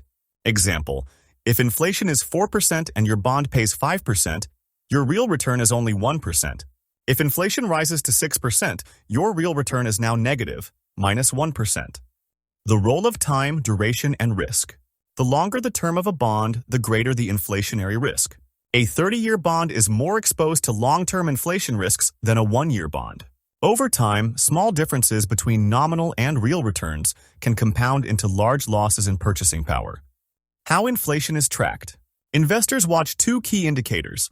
Consumer Price Index, CPI, measures changes in prices consumers pay at the retail level. Producer Price Index, PPI, measures prices paid to producers, often a leading indicator of inflation. These metrics help investors anticipate how inflation might affect interest rates and thus the value of fixed income assets. Opportunity cost for bondholders. If you hold a bond that pays 5% and new bonds offer 6%, you're stuck with a lower yield. This is called opportunity cost, the potential gains you're missing out on. You can sell the bond at a discount, i.e., for less than its face value, or hold to maturity and accept that inflation has diminished your bond's real value. Inflationary risk. Inflationary risk refers to the danger that rising inflation will reduce the purchasing power of your investment returns. A bond's fixed payments don't change, but if inflation rises, those payments buy less and less. Over decades, this can lead to serious wealth erosion. Example: $100 in 1900 had the same buying power as $3,157 in 2025, a vivid illustration of inflation's long-term effects. Protecting your investments. To safeguard against inflation, investors often consider Treasury inflation-protected securities, TIPS. These U.S. government bonds adjust the principal for inflation. Shorter-term bonds, less exposed to long-term inflation risk. Diversification. Real estate, commodities, and inflation-resistant stocks can help balance a portfolio. Comparing bonds and stocks in inflation. Stocks tend to outperform bonds during inflationary periods, though with higher volatility. Value stocks, example, utilities, consumer staples, often fare better than growth stocks when inflation is high. Real assets, like gold and real estate, and TIPS provide natural hedges. What if you're on a fixed income? If you're retired or rely on fixed income sources, reduce expenses wherever possible. Look for income supplements, part-time work, annuities, or dividend-paying stocks. Explore public benefits or subsidies. Consider inflation-adjusted instruments like TIPS or variable annuities. Conclusion: the bottom line. Inflation directly impacts fixed income investments by eroding the real value of interest payments and triggering higher interest rates, which reduce bond prices. This dynamic means investors must monitor inflation indicators, CPI and PPI, understand how central banks respond with interest rate changes, and consider diversifying their portfolios to protect real returns. In a world where prices are constantly shifting, fixed income investments may offer stability but not always security against inflation. How inflation affects your cost of living. Inflation and cost of living are two closely linked concepts that directly influence how far your money goes. While they're often mentioned together, they represent distinct ideas and understanding. The difference is essential to grasp how inflation affects your daily life. Understanding inflation and cost of living. What is inflation? Inflation refers to the general rise in the price of goods and services over time. When inflation increases, the purchasing power of your money decreases, meaning each dollar buys less than it did before. For example, if inflation is 3%, something that cost $100 last year will now cost $103. The Consumer Price Index, CPI, is the most common tool used to measure inflation. It tracks the average price change over time for a basket of consumer goods and services like food, housing, transportation, and healthcare. What is cost of living? Cost of living, on the other hand, measures how much money you need to maintain a certain standard of living in a specific place. It includes the average costs of housing, food, healthcare, transportation, taxes, and other necessities. This number can vary significantly depending on location. For example, living in New York City is 128% more expensive than the national average, while Chapel Hill, North Carolina is just 2% higher than average. Inflation versus cost of living. While both deal with expenses, they differ in scope. Inflation reflects the rate at which prices rise across the economy. Cost of living reflects the actual expenses you incur to live in a given area. Inflation affects the cost of living, but the impact will differ based on where and how you live. How you feel. Inflation in daily life. You may not notice inflation as a number, but you feel it. Grocery bills increase. Fuel and utility prices rise. Rents go up. Healthcare becomes more expensive. When your expenses go up but your income remains the same, your standard of living declines. You might find yourself cutting back on non-essentials, delaying big purchases, or switching to cheaper alternatives. Those in lower income brackets feel inflation more acutely because a larger share of their income goes toward essentials like food and rent. Is your paycheck keeping up? Inflation becomes a major concern when wages don't rise at the same pace. However, recent data shows some catch-up. In Q3 2024, median weekly earnings for full-time workers rose 4.2%, while inflation rose 2.6% over the same period. This means wages are finally outpacing inflation, helping workers regain some purchasing power. But this isn't uniform across sectors or regions, and wage growth often lags inflation during sudden spikes. Inflation's impact on housing. Housing is one of the biggest contributors to cost of living, and it's deeply influenced by inflation. Higher inflation is equal to higher interest rates. To combat inflation, the Federal Reserve raises interest rates, making borrowing more expensive. Higher mortgage rates is equal to less home buying. As loan costs rise, fewer people can afford homes, leading to slower sales. Sellers may lower prices. If homes sit unsold, sellers reduce prices to attract buyers. So, while inflation might initially push home prices up, high interest rates can cool the housing market. Why inflation has slowed in 2024. After peaking in 2022, inflation has been slowing. Key reasons include Federal Reserve rate hikes. Tighter monetary policy reduces spending and borrowing. Global economic normalization. Supply chain issues and labor shortages caused by the pandemic have eased. Falling energy and goods prices. As production and shipping stabilize, costs are coming down. As of October 2024, the U.S. inflation rate stands at 2.4%, down from 9.1% in mid-2022. Social Security and Cost of Living Adjustments, COLA. The Cost of Living Adjustment, COLA, ensures that Social Security payments keep up with inflation. In 2023, the COLA was 8.7%. In 2024, it was 3.2%. This adjustment helps retirees maintain their purchasing power even as prices rise. Bottom line, inflation doesn't just show up in economic reports, it hits your wallet directly. Understanding the distinction between inflation and cost of living helps you make informed decisions about budgeting, spending, saving, and even where you live. The key is to ensure that your income and investments grow in step with, or ideally faster than, the rising costs of daily life. How inflation impacts savings. Inflation is the general rise in the price of goods and services over time. While it's a normal part of a growing economy, inflation can erode the value of your money if it's not properly managed, especially when it comes to savings. Understanding inflation through everyday costs. Take, for instance, the cost of a movie ticket. In 2005, the average price was $6.41. By 2023, that figure had jumped to $11.23. The product a movie experience hasn't fundamentally changed, but the price has increased due to inflation. This means the same amount of money now buys less. This loss of purchasing power affects all areas of life, from groceries to housing to education, and directly influences the value of money sitting idle in savings accounts. Inflation and the decline in purchasing power. Let's say you deposit $100 in a savings account that offers 1% annual interest. After 1 year, you'll have $101. But if the inflation rate during that same year is 2%, you would need $102 to maintain the same buying power. Result, you've gained $1, but effectively lost $1 in real terms. This is especially concerning for long-term savers, such as those building a college fund or saving for a home. Retirees, who rely on fixed savings and often can't replenish lost value. Measuring inflation. To understand how inflation is calculated, two common indicators are used.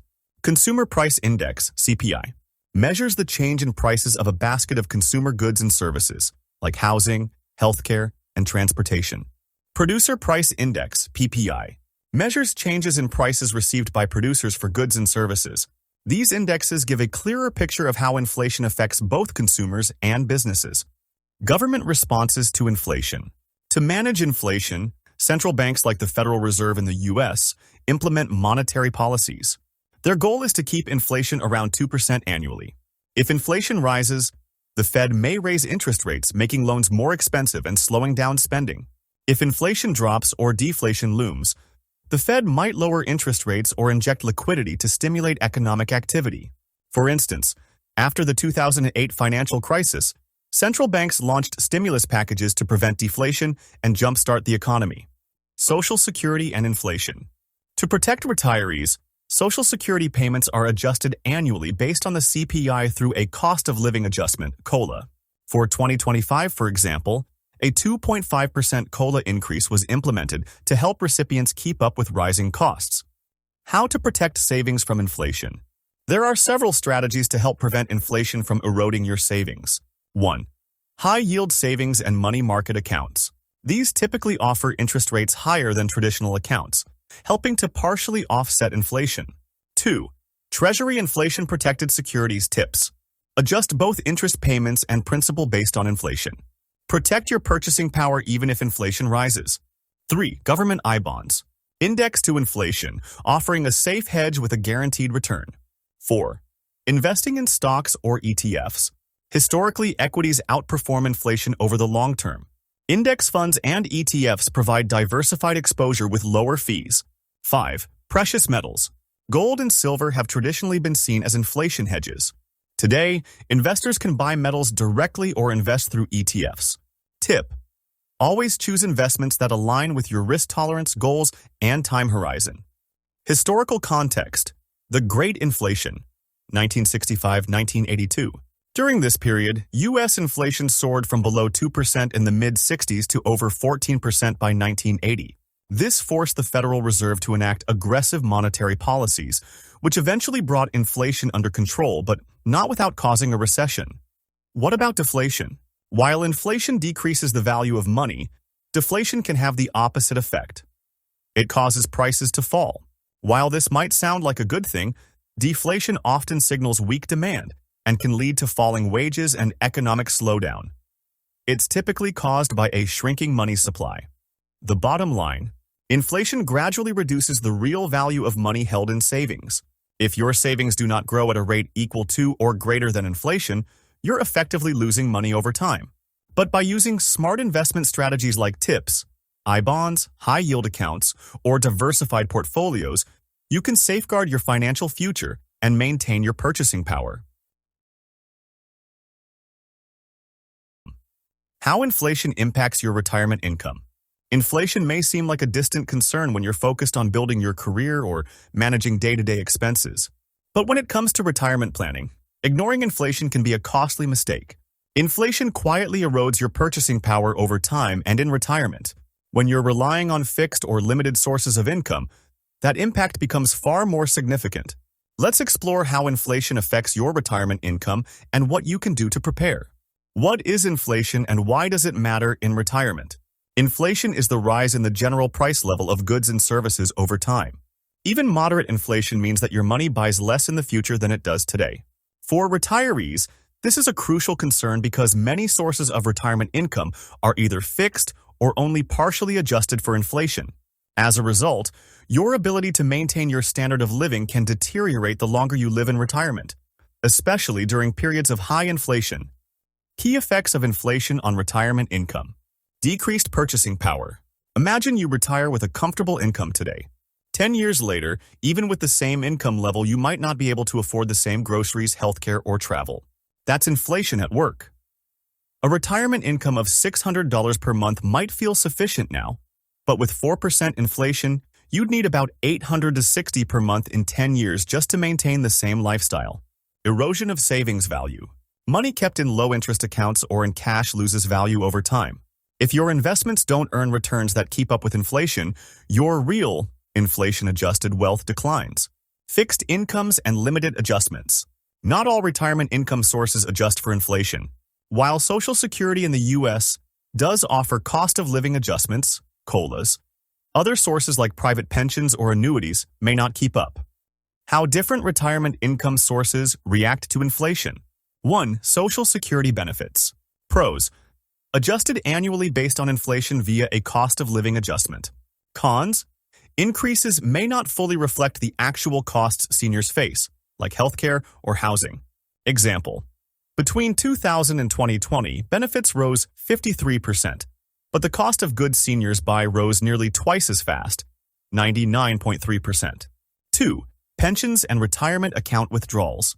Pensions. Many government pensions offer partial inflation protection, but most private pensions do not. 401k, IRA. Withdrawals. You decide how much to withdraw, but inflation means you'll need to withdraw more over time. Key risk. Market volatility combined with inflation can drain your savings faster than expected. 3. Interest, dividends, and rental income. Interest generally increases when inflation and interest rates rise, but only if your money is in new, higher-rate investments. Dividends may grow if companies perform well, but can be cut during economic downturns. Rentals can be a strong inflation hedge. Landlords can raise rents over time. 4. Part-time work or self-employment. A quarter of retirees take up part-time work. While income may increase with inflation, there's no guarantee of raises or consistent work, especially as health or energy levels change with age. 5. Cash and savings accounts. These are the most vulnerable to inflation erosion. Unless you invest your cash in higher-yield, low-risk assets, like bonds, you'll likely lose value every year. The cost of living in retirement. Even though some expenses shrink in retirement, like commuting or child-related costs, others increase. Healthcare costs often rise faster than inflation. Travel and leisure may spike early in retirement. Housing decisions, downsize or rent, carry inflation implications. Rent, especially, tends to rise sharply over time. Example: post-COVID, average rents in some popular retirement destinations rose as much as 18%. Strategies to protect retirement. Income from inflation. Start saving early and often. Compound interest is your best friend. Max out contributions to tax-advantaged accounts like 401ks or IRAs. Invest for inflation protection. Include assets that typically perform well during inflation. Stocks, especially dividend-paying. Treasury inflation-protected securities, TIPS. Real estate or REITs. Commodities like gold. Rebalance your portfolio as needed. Consider Roth accounts. Pay taxes now. Enjoy tax-free withdrawals later. Protects against future tax increases or inflation-eaten purchasing power. Diversify your income. Don't rely solely on Social Security or a pension. Blend active, part-time work, passive, rents, dividends, and inflation-adjusted income. Adjust your spending plan. Be realistic about rising costs in healthcare and housing. Consider downsizing or moving to lower-cost areas. Build inflation into your long-term retirement budget. Review financial plans regularly. Inflation expectations can shift fast. Work with a financial advisor to update your plan as conditions change. Frequently asked questions. Does Social Security keep up with inflation? Not entirely. While Social Security benefits receive COLAs, they may not fully cover cost increases for retirees, especially in healthcare and housing. What happens to my 401k during inflation? It depends on the investments you hold. Stocks may keep pace, but bonds and fixed income assets could suffer when interest rates rise. Inflation-sensitive investments like TIPS may help. What should I do with my money during inflation? That depends on your age, risk tolerance, and financial goals. Many advisors recommend TIPS or short-term bonds, real estate income, diversified stock portfolios, low-fee inflation-hedged funds. The bottom line: inflation can quietly eat away at your retirement income and lifestyle if you're not prepared. The good news? With careful planning, diversification, and proactive budgeting, you can protect yourself from its worst effects. Retirement is a time to enjoy the rewards of your working years. Not to worry about rising prices, but staying informed, making smart investment choices, and adjusting your strategy over time are essential to keeping your retirement future secure. What impact does inflation have on a dollar's value over time?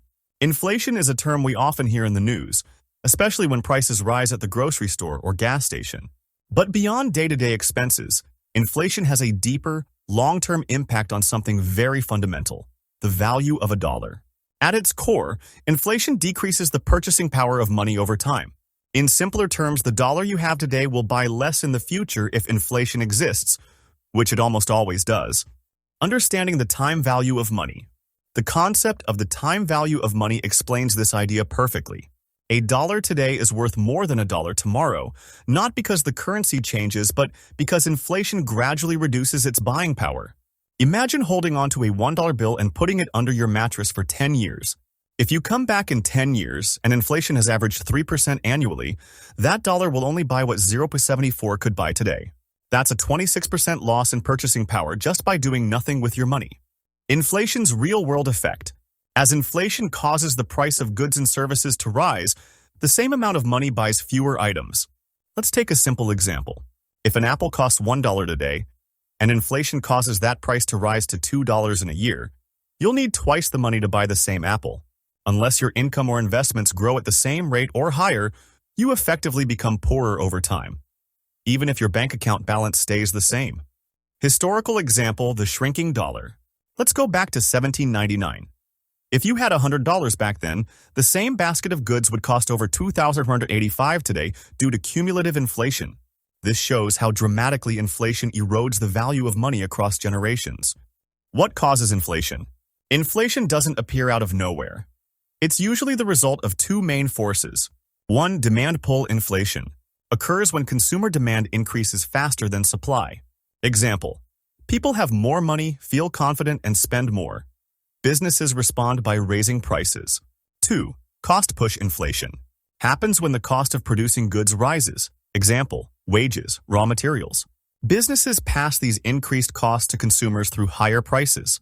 Supply shortages, global disruptions, like wars or pandemics, and surging demand for popular products, example, new tech gadgets, can all fuel inflation. The Federal Reserve's role.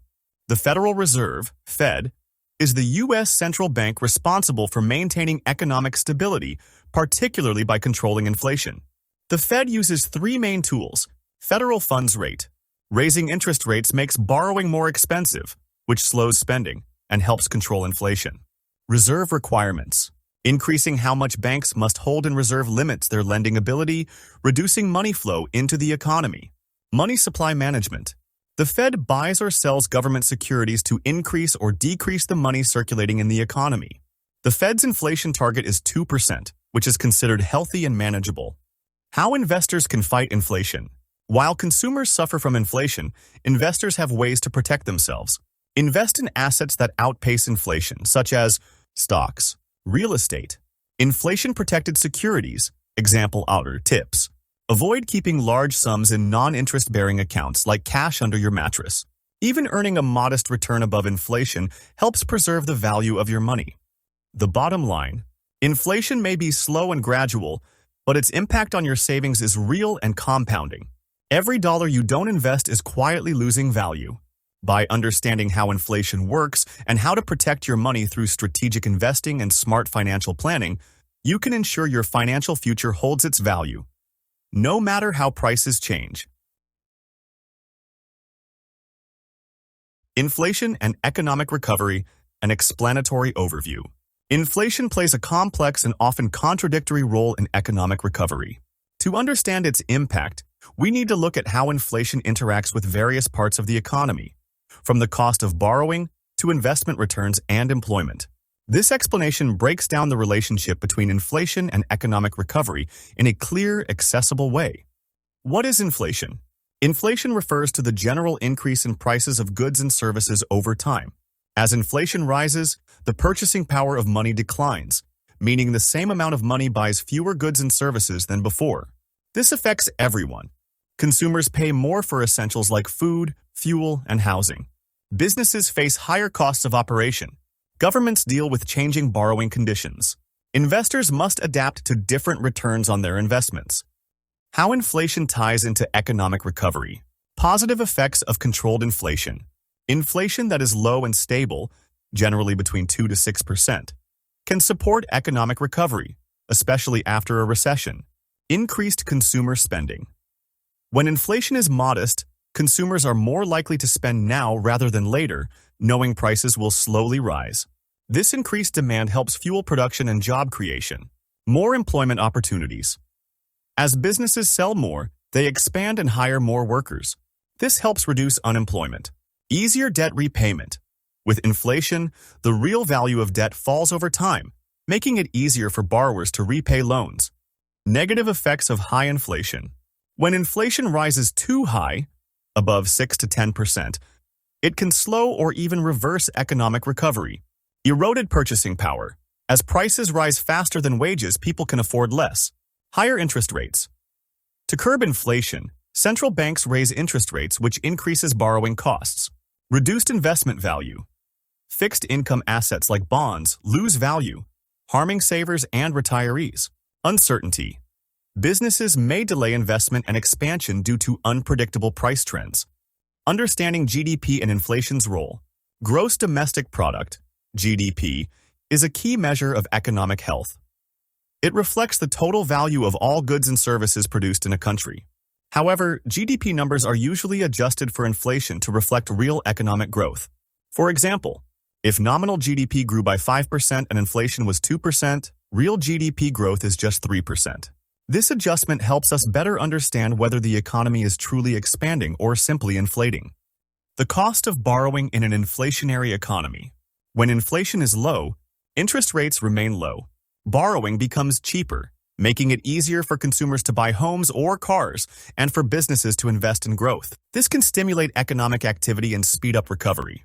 But there's a downside.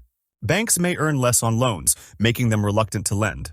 This can limit credit availability, especially to consumers or small businesses. The role of the Consumer Price Index, CPI. The Consumer Price Index, CPI, is the primary tool used to measure inflation. It tracks changes in the price of a basket of everyday goods and services, including food, energy, housing, healthcare, and transportation. If the CPI rises 3% over the previous year, it indicates 3% inflation.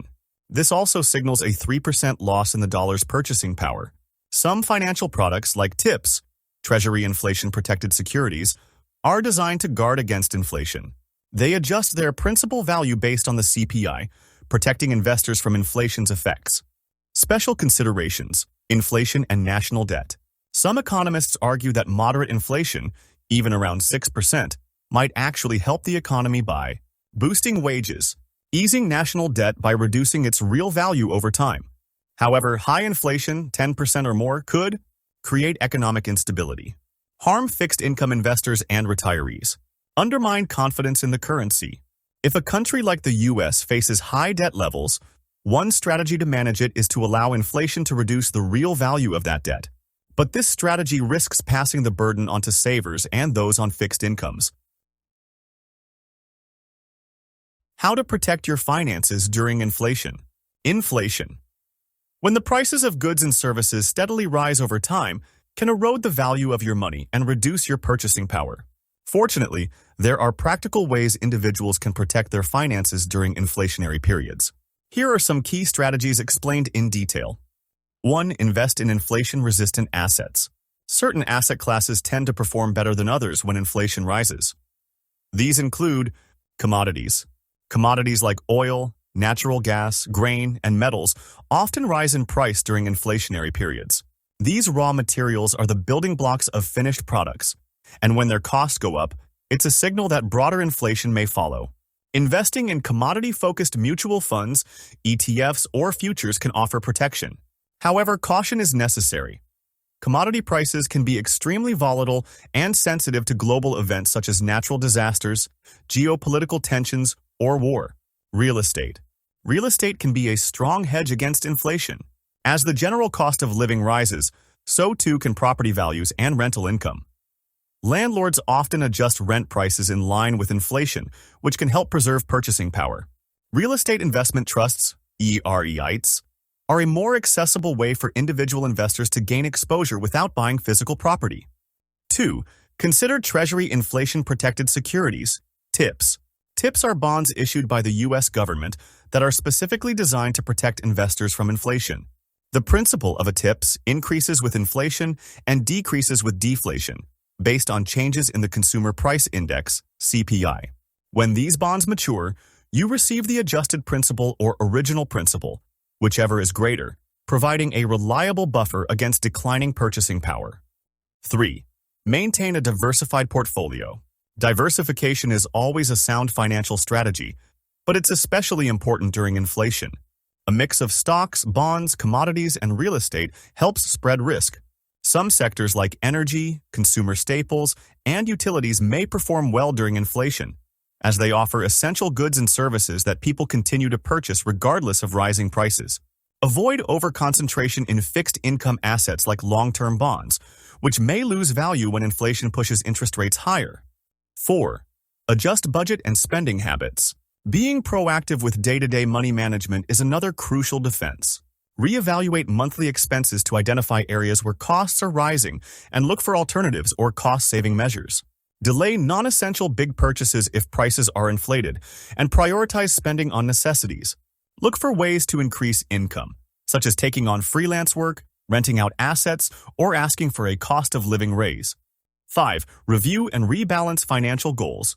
Inflation can shift the long-term value of money, so it's important to revisit savings targets, especially for retirement, to ensure they account for the expected inflation rate. Consider using inflation-adjusted planning tools to make sure your future financial goals remain realistic and achievable. What is hyperinflation? Hyperinflation is an extreme and rapid rise in prices, where inflation exceeds 50% in a single month. While inflation is a natural economic process marked by rising prices over time, hyperinflation is far more dramatic and destructive. It erodes the value of money so severely that even daily expenses become unaffordable.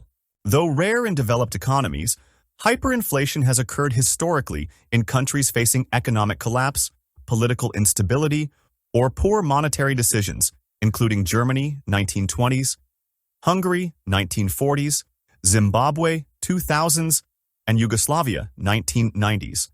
Key takeaways. Hyperinflation involves inflation rates exceeding 50% per month. It is triggered when money supply grows uncontrollably while economic output stagnates. Basic goods like food, fuel, and medicine become extremely expensive, often on a daily basis.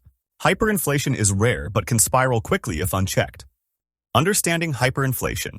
Under normal circumstances, inflation is considered healthy when kept around 2% annually, a target often maintained by central banks, like the Federal Reserve in the U.S. Inflation above 5% annually is considered high. Once inflation reaches 50% or more in a single month, it becomes hyperinflation. Example scenario. If groceries cost you $500 today and inflation is at 5% per day by week 1, you'll pay around $675. Week 2, you might pay $900 for the same items. In a hyperinflationary environment, prices double in days or even hours, making money nearly worthless in real time. Causes of hyperinflation. 1. Excessive money printing. One of the most common causes of hyperinflation is when a country's central bank prints money irresponsibly, usually to cover government deficits. If the money supply grows without a corresponding increase in goods and services, GDP, prices skyrocket. 2. Demand pull inflation. When demand in the economy outpaces supply, especially during times of crisis, businesses raise prices to match the overwhelming consumer demand, fueling inflation further.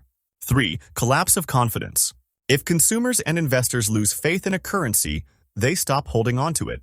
People rush to spend or convert their cash, which drives up demand and prices rapidly. 4. External shocks or wars. Wars, natural disasters, or economic sanctions can damage productive capacity while prompting governments to increase spending, often through printing money, leading to inflationary spirals. Effects of hyperinflation. Hyperinflation can devastate individuals, businesses, and governments alike. Loss of purchasing power. Money becomes almost worthless. A loaf of bread might cost millions of units of local currency. Hoarding and shortages. People rush to buy and store goods, leading to empty shelves and supply chain breakdowns. Banking crises. People avoid depositing money due to fear of devaluation, harming banks and credit availability. Collapse of public services. Governments collect less in real tax revenues, leading to failures in healthcare, infrastructure, and public safety. Barter economies. When currency loses all value, people revert to bartering goods and services. How to prepare for hyperinflation. Though hyperinflation is unlikely in developed economies, preparedness can protect your wealth against both high inflation and extreme scenarios. 1. Diversify your investments.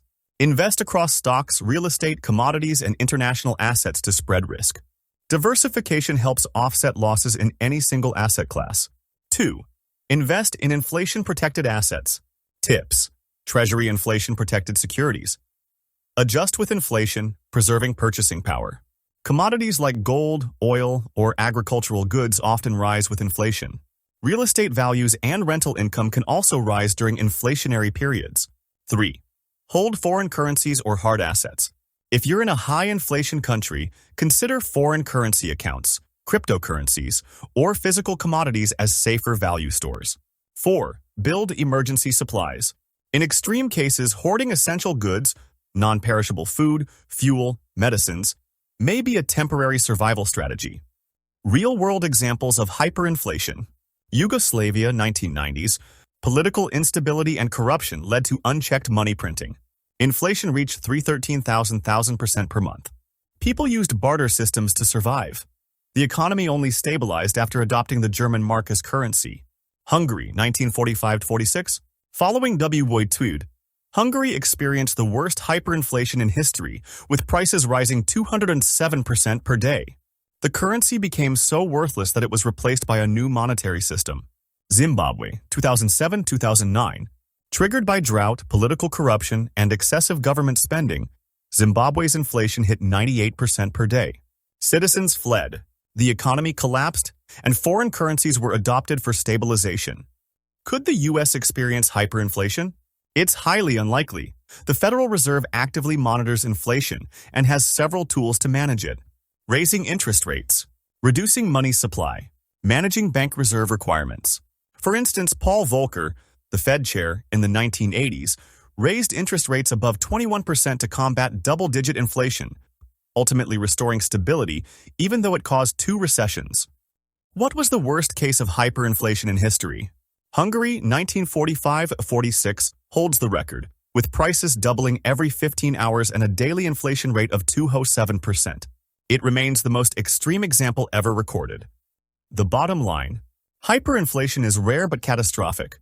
It destroys the value of money, dismantles economies, and undermines entire societies. While it's not a current risk in most developed nations, the lessons from history serve as a reminder that sound monetary policy and economic vigilance are essential. To safeguard against even moderate inflation, diversify investments, stay informed about monetary trends, prioritize inflation-resistant assets. Even if hyperinflation never strikes, being prepared is a smart financial strategy. Why didn't quantitative easing lead to hyperinflation? After the 2008 global financial crisis, the U.S. Federal Reserve implemented a series of extraordinary monetary policies known as quantitative easing, QE. These measures involved injecting large amounts of money into the economy to prevent an economic collapse. Critics feared these actions would unleash hyperinflation, a scenario of rapidly rising prices and currency devaluation, like what occurred in Zimbabwe or Weimar Germany. Surprisingly, that didn't happen. This article explains why QE didn't cause hyperinflation, despite fears to the contrary. Understanding the basics. What is quantitative easing? Quantitative easing is a non-traditional monetary policy used when interest rates are already near zero. It involves a central bank purchasing government securities or other financial assets from banks to increase the money supply and encourage lending and investment. What is hyperinflation? Hyperinflation refers to extreme, out-of-control inflation, typically defined as monthly price increases of 50% or more. It's often tied to economic collapse, political instability, and the destruction of a country's productive capacity. Why QE didn't cause hyperinflation? 1. The economy was deflationary, not inflationary. When QE was first implemented, the economy was experiencing deflationary pressure, not inflation. After the housing bubble burst and major banks began collapsing, consumer and business spending slowed dramatically. People were more inclined to save than spend, fearing economic uncertainty. Deflation, or falling prices, causes people to delay purchases, worsening economic decline. QE aimed to counteract this hoarding behavior by flooding the financial system with money, trying to encourage lending and spending. In such an environment, QE combated deflation rather than sparking inflation. 2. Money stayed within the financial sector. Although the monetary base, M0, expanded significantly, that money didn't circulate through the economy in the way that triggers inflation. Instead, banks use the newly injected funds to repair their balance sheets and absorb toxic mortgage-backed securities. Rather than issuing new loans to businesses and consumers, banks largely hoarded the cash. There was little increase in actual lending activity, and thus limited expansion of the broader money supply, M2. This containment of money within the financial system prevented a spike in consumer demand, and hence prices stayed relatively stable. 3. Fractional reserve banking and the money multiplier. The U.S. banking system operates under fractional reserve banking. This means banks only keep a fraction of deposits on hand and lend out the rest, effectively multiplying the money supply. However, during the post-2008 recovery, the money multiplier effect weakened. Even though the base money, M0, increased, the broad money supply, M2, remained relatively stable. Banks were hesitant to lend. Consumers and businesses were reluctant to borrow or spend. So, the potential for inflation through money creation was not realized because money did not circulate widely. 4. No collapse in economic productivity. Hyperinflation usually happens not just because of printing money, but because of a collapse in real economic output. Examples. In Zimbabwe, land reform destroyed agricultural output. In Weimar Germany, reparations and war destruction decimated the economy. In Hungary, 1946, and Yugoslavia, 1994, political chaos led to total economic breakdown. By contrast, the U.S. economy remained fundamentally productive during and after the Great Recession. QE supported the economy until normal production and demand resumed. There was no need to print money to cover basic functions, as in failed states. 5. QE was designed to be temporary and reversible. Unlike the desperate printing seen in hyperinflationary regimes, QE was planned, targeted, and transparent, tied to the Fed's broader dual mandate, price stability and maximum employment, eventually wound down, tapered, as the economy improved. The central bank had the tools and credibility to soak up excess liquidity once the economy stabilized, helping anchor inflation expectations. Graphical evidence, conceptual, M0, monetary base, rose significantly post-2008 due to QE. M2, broad money supply, grew slowly and steadily, indicating limited inflationary pressure. CPI, Consumer Price Index, remained modest, well below hyperinflation thresholds. Final thoughts. Quantitative easing was a bold, unconventional policy. While fears of hyperinflation were understandable, given historical examples of runaway money printing, the U.S. experience shows that context matters. QE operated within a sound institutional framework, supported a productive economy, and was implemented in a deflationary environment. These factors combined to prevent the inflation spiral that many had predicted. Hyperinflation is not just about printing money, it's about confidence, collapse, and chaos. QE, by contrast, was about stability, recovery, and reassurance. Worst cases of hyperinflation in history explained. Hyperinflation is an extreme economic condition in which prices for goods and services rise uncontrollably, often at rates exceeding 50% per month. This level of inflation is usually not the result of normal economic activity, but of deeper structural problems in a country's economy and governance. While most central banks aim for inflation rates of around 2% annually, several countries have experienced hyperinflation so severe that currencies became virtually worthless and everyday life was turned upside down. Let's explore the most catastrophic cases of hyperinflation in modern history, including Venezuela, Hungary, Zimbabwe, and Yugoslavia, to understand their causes, impacts, and how they eventually ended. Key characteristics of hyperinflation. Prices rise at astronomical rates, sometimes doubling in hours or days. National currencies lose their value rapidly. Savings are destroyed, wages become meaningless, and the economy grinds to a halt. Hyperinflation is often caused by a combination of poor fiscal policy, war, political instability, and collapse in production. Venezuela, 1980s to early 2020s. Average annual inflation, 1980-2020, 3,608%. Price increase, from 100 bolivars to 140,800 trillion by 2021. 2023 inflation, 400%, still extremely high. Venezuela's inflation crisis is one of the most prolonged in history. A mix of political mismanagement, over-reliance on oil exports, and the collapse of domestic production created a scenario in which the central bank printed money to cover deficits, leading to runaway inflation. Though inflation moderated after 2021, the damage to the economy and people's livelihoods was devastating. Hungary, August 1945, July 1946. Highest monthly inflation, 4.19 multiply 10%. Prices doubled every 15 hours. Currency, pengo. Background. Following World War II, Hungary's economy lay in ruins. Half of its industrial capacity was destroyed. and the government faced large reparations payments to the Soviet Union. Government strategy. Instead of reducing the money supply or raising interest rates, Hungary's government tried to stimulate demand and rebuild capacity by printing more money and injecting it into entrepreneurial ventures. Outcome. Although this policy helped revive industrial output, it resulted in history's worst case of hyperinflation. It ended in August 1946 with the introduction of a new currency, the forint, which stabilized the economy.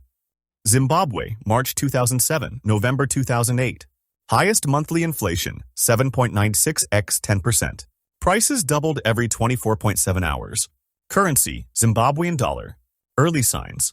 Inflation in Zimbabwe had already been high for years due to economic mismanagement and political turmoil, including land reform policies that decimated agricultural productivity. Policy breakdown. After gaining independence in 1980, Zimbabwe initially followed prudent economic policies. But by the late 1990s, populist spending, war veteran payments, and a violent land redistribution program began undermining the economy. Collapse and response. The government's attempt to curb inflation with tight monetary policies caused further distortions, leading to severe shortages and even more inflation. Ultimately, Zimbabwe abandoned its currency and began using foreign currencies like the US dollar to restore stability. Yugoslavia, April 1992, January 1994. Highest monthly inflation, 313,000%. Prices doubled every 1.41 days. Currency, dinar. Trigger events. The breakup of Yugoslavia led to inter-regional conflicts, loss of trade, and a decline in production. Despite becoming a smaller country, the Federal Republic of Yugoslavia retained a large bureaucracy and military, which required heavy spending. Money printing begins. As revenues fell, the government financed deficits by printing more money. A UN trade embargo in 1992 exacerbated the crisis by cutting off vital economic resources. The dinar rapidly lost value, and inflation soared. Currency collapse. By late 1993, the national mint was working around the clock printing money that was worthless by the time it reached citizens. Hyperinflation ended in January 1994 when the German mark was adopted as legal tender. Frequently asked questions. What triggers? Hyperinflation. Excessive money printing by central banks. Collapse in production, output. Political or military crises. Loss of public trust in the currency. External shocks such as sanctions or trade embargoes. Is hyperinflation the same as demand-pull inflation? No.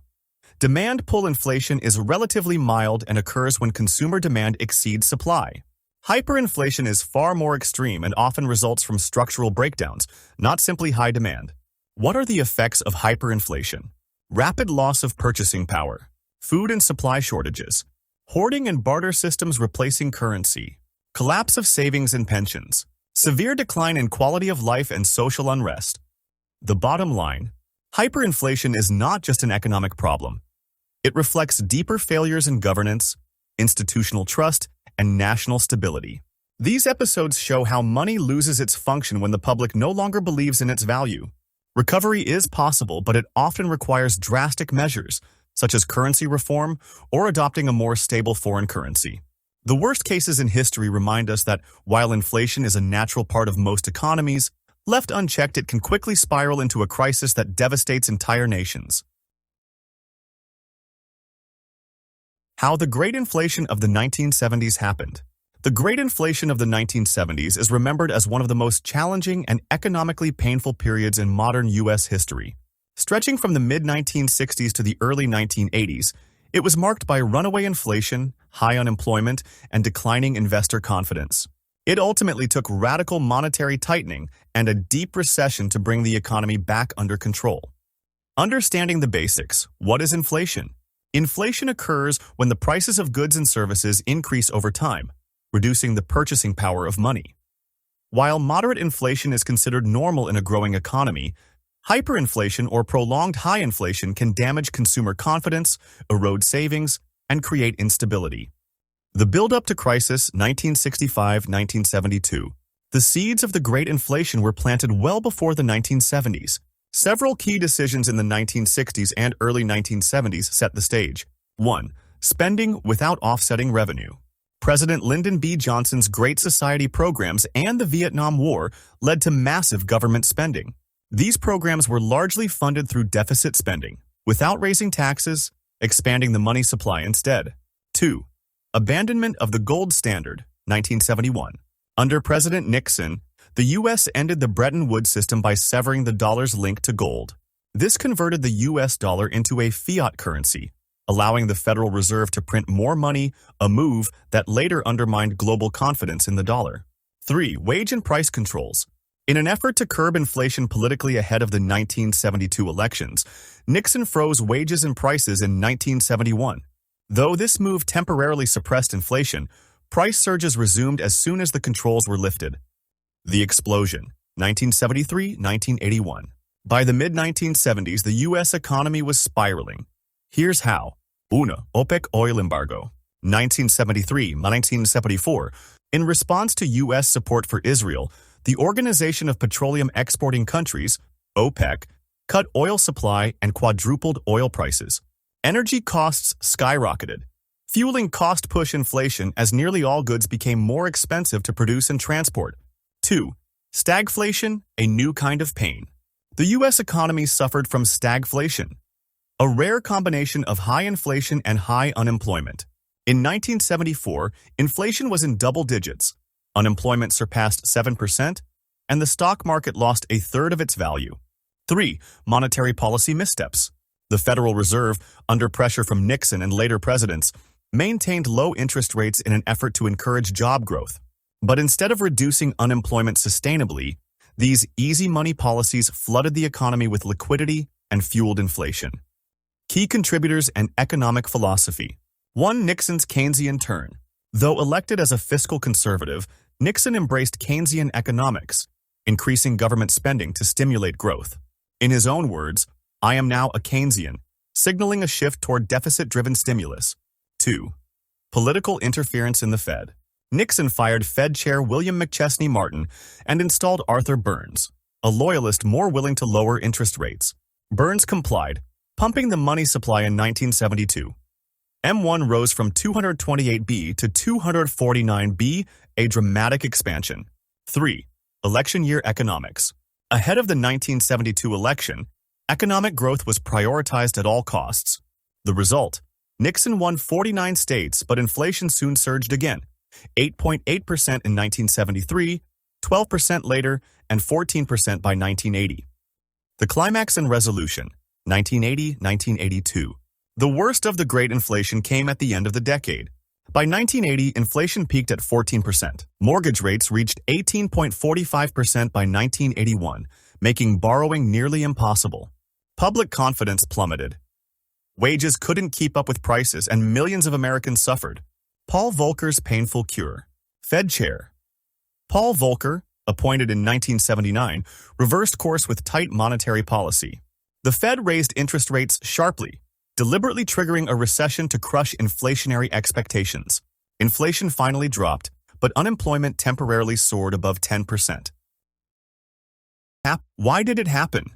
While many blamed OPEC, unions, or greedy corporations, economists like Milton Friedman insisted inflation is always and everywhere a monetary phenomenon. In other words, the Federal Reserve's expansionary policies, combined with political interference, fiscal irresponsibility, and abandonment of monetary discipline, were the true causes. The bottom line: the Great Inflation serves as a sobering reminder that short-term political gains, easy money, and fiscal irresponsibility can have long-lasting, destructive consequences. Ultimately, it took a deep recession, double-digit interest rates, and the political will to prioritize long-term stability over short-term growth to bring inflation under control. Understanding this period is essential not just for historians but for policymakers and investors today, especially as inflation concerns re-emerge in new forms. What is stagflation, what causes it, and why is it bad? An explanatory guide. Definition: what is stagflation? Stagflation is a rare and troubling economic condition where three problems occur at the same time: slowing or stagnant economic growth, high unemployment, rising prices, inflation. This mix is especially difficult because each part of the problem usually requires different, often contradictory, policy solutions. Traditionally, economists believed that inflation and unemployment had an inverse relationship. When one rose, the other fell. Stagflation proved that assumption wrong. The term stagflation was first coined in 1965 by British politician Ian MacLeod and became widely known in the 1970s during the oil crisis, when economies experienced surging prices, factory slowdowns, and mass layoffs all at once. Why is stagflation so problematic? Under normal economic conditions, to combat recession, central banks lower interest rates to stimulate spending and hiring. To combat inflation, they raise interest rates to cool down spending and prices. But during stagflation, neither option works smoothly. Raising rates to fight inflation can make unemployment worse. Lowering rates to boost employment can make inflation worse. In short, stagflation creates a policy trap. Fixing one part of the problem tends to make the other worse. Historical context: the 1970s oil crisis. Stagflation was once thought impossible. Then came the 1973 oil embargo by OPEC, which quadrupled oil prices overnight. Higher oil costs increased production expenses across the economy. Consumers spent less and businesses cut back. Result: rising prices and rising unemployment, a toxic mix. Economists measured its impact through the misery index, inflation rate plus unemployment rate. During the 1970s, this index reached historically high levels, reflecting real hardship for everyday people. The crisis forced economists to rethink old theories and led central banks, especially the U.S. Federal Reserve, to prioritize keeping inflation low. Modern warnings: could it happen again? In April 2025, Federal Reserve Chair Jerome Powell warned that new Trump-era tariffs could ignite stagflation by increasing costs for goods and materials, raising inflation, reducing trade and business investment, slowing growth, triggering layoffs, raising unemployment. The concern is not just theoretical.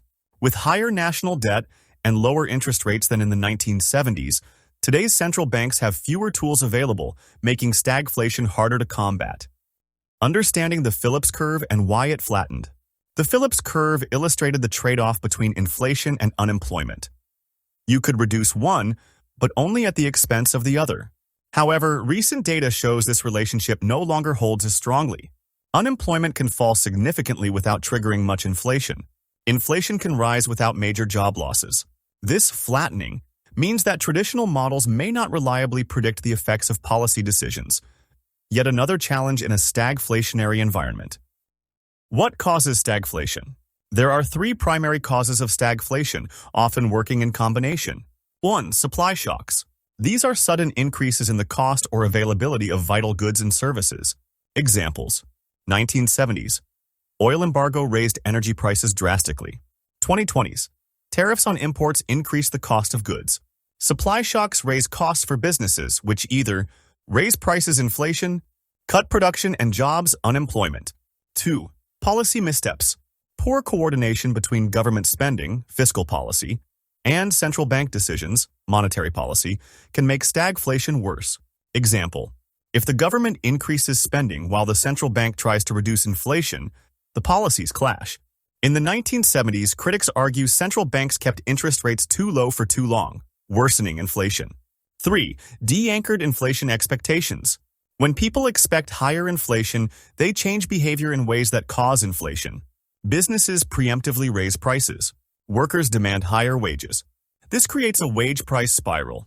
If inflation expectations become unanchored, it becomes harder to stop inflation without creating a recession. Warning signs of stagflation. Economists monitor several key indicators that could signal the onset of stagflation. These warning signs include supply chain disruptions. When essential goods become harder to obtain due to geopolitical tensions, natural disasters, or trade restrictions, prices tend to rise across the board. Rising input costs.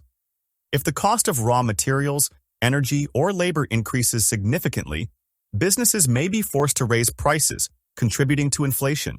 Falling productivity. A decline in output per worker suggests inefficiencies or structural issues within the economy, which can hamper growth even as costs rise. Policy uncertainty. When government or central bank policies are unclear or inconsistent, businesses often delay hiring or investment decisions, slowing economic activity. Persistent inflation. When inflation remains elevated over time despite sluggish economic performance, it's a classic sign that demand isn't driving price increases. Supply or structural factors are de-anchored inflation expectations. When consumers and businesses begin to believe that inflation will stay high indefinitely, they adjust behavior accordingly, raising prices, demanding higher wages, which can feed a self-sustaining inflation cycle. The Trump tariffs and stagflation risks. Tariffs introduced in 2025 were large and sudden. According to Fed Chair Powell, their effects included higher prices for consumers, increased business costs, reduced growth due to weakened trade. These effects resemble a classic supply shock, much like the oil embargo of the 1970s. That's why economists view them as a real risk factor for triggering stagflation. Why stagflation is so hard to fix. Stagflation is uniquely difficult to solve because the solutions for one part of the problem often make the other parts worse. Here's the basic conflict. To fight inflation, central banks typically raise interest rates. This helps cool down spending and reduces price pressures, but it also slows the economy further and can lead to higher unemployment. On the other hand, to fight unemployment and stimulate growth, policymakers usually lower interest rates or increase government spending.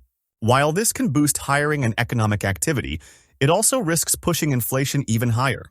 This push-pull tension means that trying to fix one issue often worsens the other. That's why stagflation is much harder to resolve than a typical recession or a period of high inflation on its own. It puts economic policymakers in a no-win situation where every move carries serious trade-offs. Final thoughts: why it matters for you. Stagflation isn't just a technical economic problem, it hits individuals directly. Your purchasing power falls. Prices rise, but wages don't keep up. Job security declines, layoffs increase. Investments suffer. Markets often perform poorly in stagflation. Planning becomes harder. Savings lose value, and the future feels uncertain. With historical memory of the 1970s and growing concern in the 2020s, understanding stagflation is more relevant than ever. In summary, stagflation is equal to inflation plus unemployment plus stagnation. It breaks economic norms and makes policymaking a high-stakes balancing act. Past lessons, like from the 1970s, and present warning signs, tariffs, supply shocks, and inflation expectations, show how fragile modern economies can be. For individuals and policymakers alike, awareness and preparation are key. Types of price indexes explained. Price indexes are important tools used to measure the average change in prices over time. These indexes are based on a selected basket of goods and services that reflect typical consumption or production patterns. Depending on which goods and services are included in the basket, several different types of price indexes are used to track inflation and changes in purchasing power. Among the most widely used price indexes are Consumer Price Index (CPI), Wholesale Price Index (WPI), Producer Price Index (PPI). Let's explore each of them in detail. 1. Consumer Price Index (CPI). The Consumer Price Index (CPI) is one of the most commonly used indicators of inflation. It measures the average change over time in the retail prices paid by consumers for a fixed basket of goods and services. This basket typically includes food and beverages, housing, transportation, medical care, education, apparel, etc. How is CPI calculated? CPI is calculated by tracking price changes for each item in the basket, assigning weights to these items based on their importance in a typical household's budget, averaging these changes to get a single index value. Because CPI is based on retail prices, it reflects what ordinary consumers pay in stores, markets, and service outlets.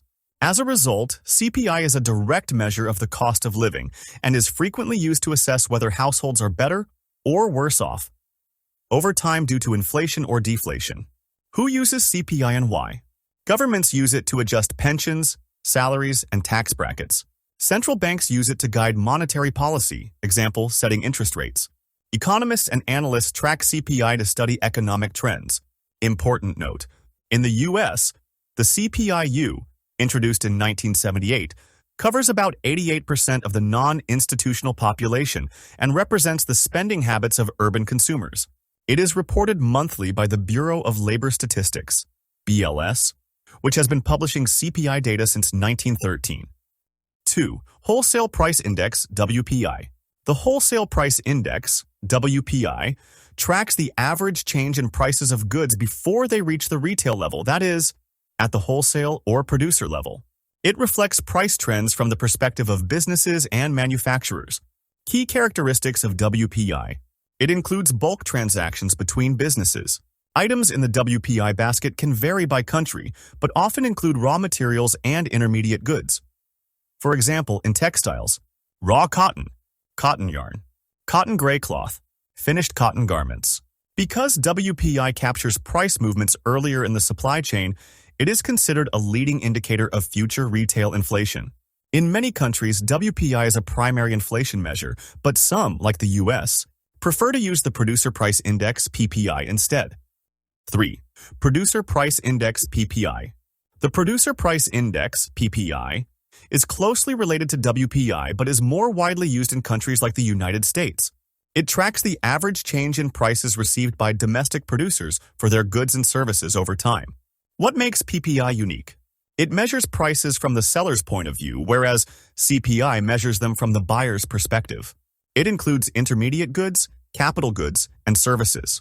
It can be broken down by industry, commodity, and stage of processing. PPI is useful for forecasting future CPI trends, evaluating producer margins and cost pressures, tracking sector-specific inflation, example, manufacturing, agriculture, etc. Understanding the interplay.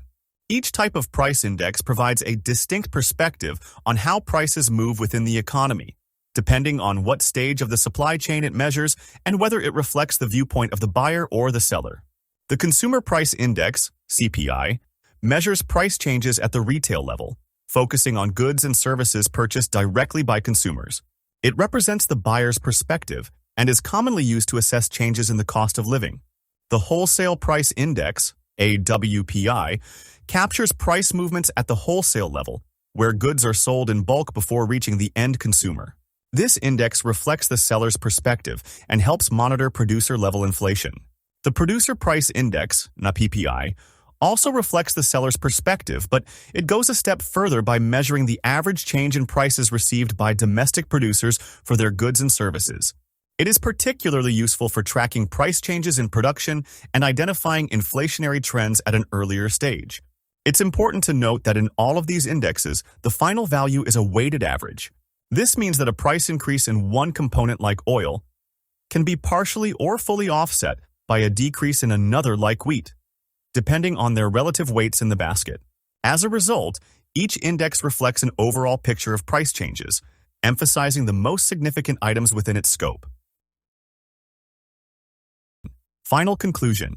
Price indexes like CPI, WPI, and PPI are essential for understanding inflation, setting economic policy, and making informed financial decisions. While they measure similar concepts, their focus, calculation, and implications vary, making them valuable tools for different stakeholders in the economy, from individuals and businesses to policymakers and investors. Understanding purchasing power and the Consumer Price Index, CPI. What is purchasing power?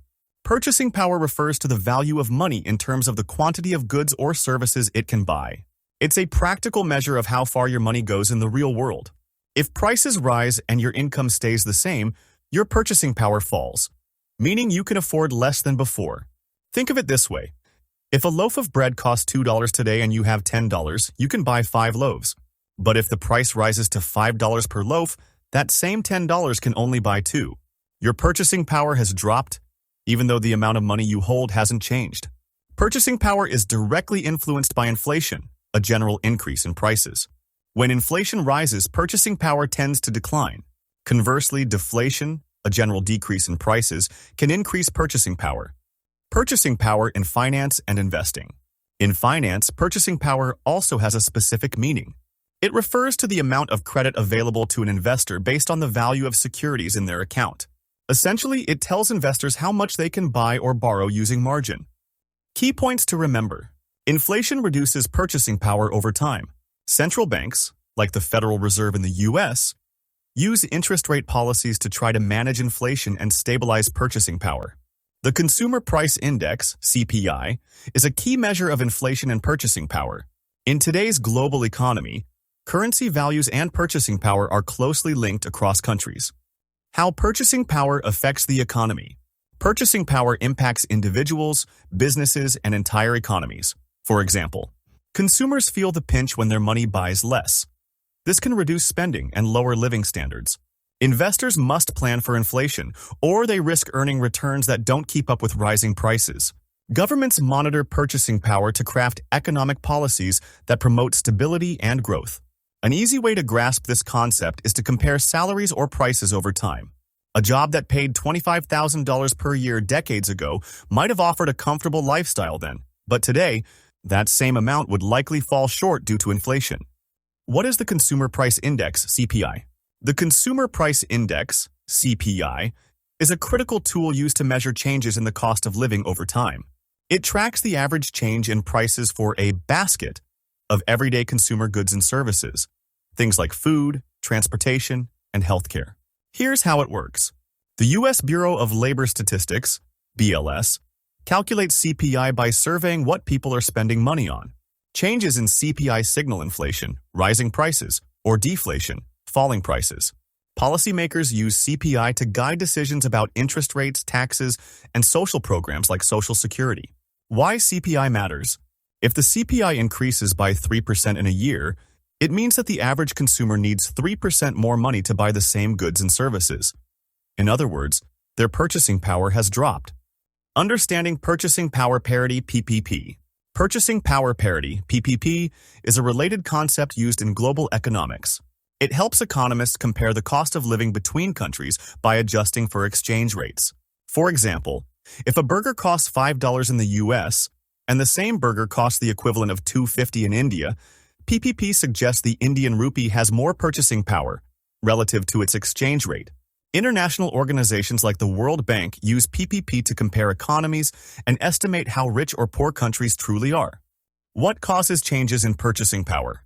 Loss of purchasing power occurs when inflation rises, government policies distort markets, natural disasters or wars disrupt economies.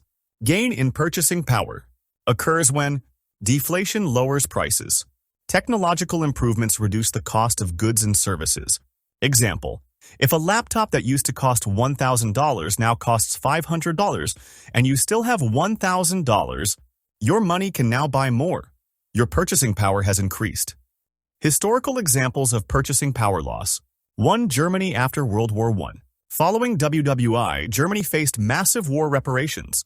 To pay off debts, the government printed more money, which led to hyperinflation. At its worst, the German mark became practically worthless. People needed wheelbarrows full of cash to buy basic items. This is an extreme case of purchasing power collapse. 2. 2008 global financial crisis. During and after the crisis, economic uncertainty and declining asset values led central banks like the U.S. Federal Reserve and the European Central Bank to take aggressive steps. Lowering interest rates, quantitative easing, QE, injecting money into the economy by buying government securities. These actions were aimed at stabilizing prices and protecting purchasing power. Why inflation control matters. Too much inflation reduces the real value of savings and fixed income investments, while too little inflation, or deflation, can lead to economic stagnation. Most central banks aim for around 2% annual inflation, which is seen as a healthy balance that encourages spending and investment without significantly eroding purchasing power. How to protect yourself from purchasing power risk. Who's most affected? Retirees on fixed incomes, investors relying on predictable returns, savers with cash holdings, vulnerable investments, fixed income products like treasury bonds, CDs, certificates of deposit, fixed annuities. These investments don't adjust for inflation, so they lose real value over time if inflation rises. Protective strategies. Treasury inflation-protected securities. Tips. Bonds that automatically adjust for inflation. Commodities. Assets like gold, oil, and metals often retain value during inflation. Stocks. Companies with pricing power may be able to pass higher costs onto consumers, protecting their profitability.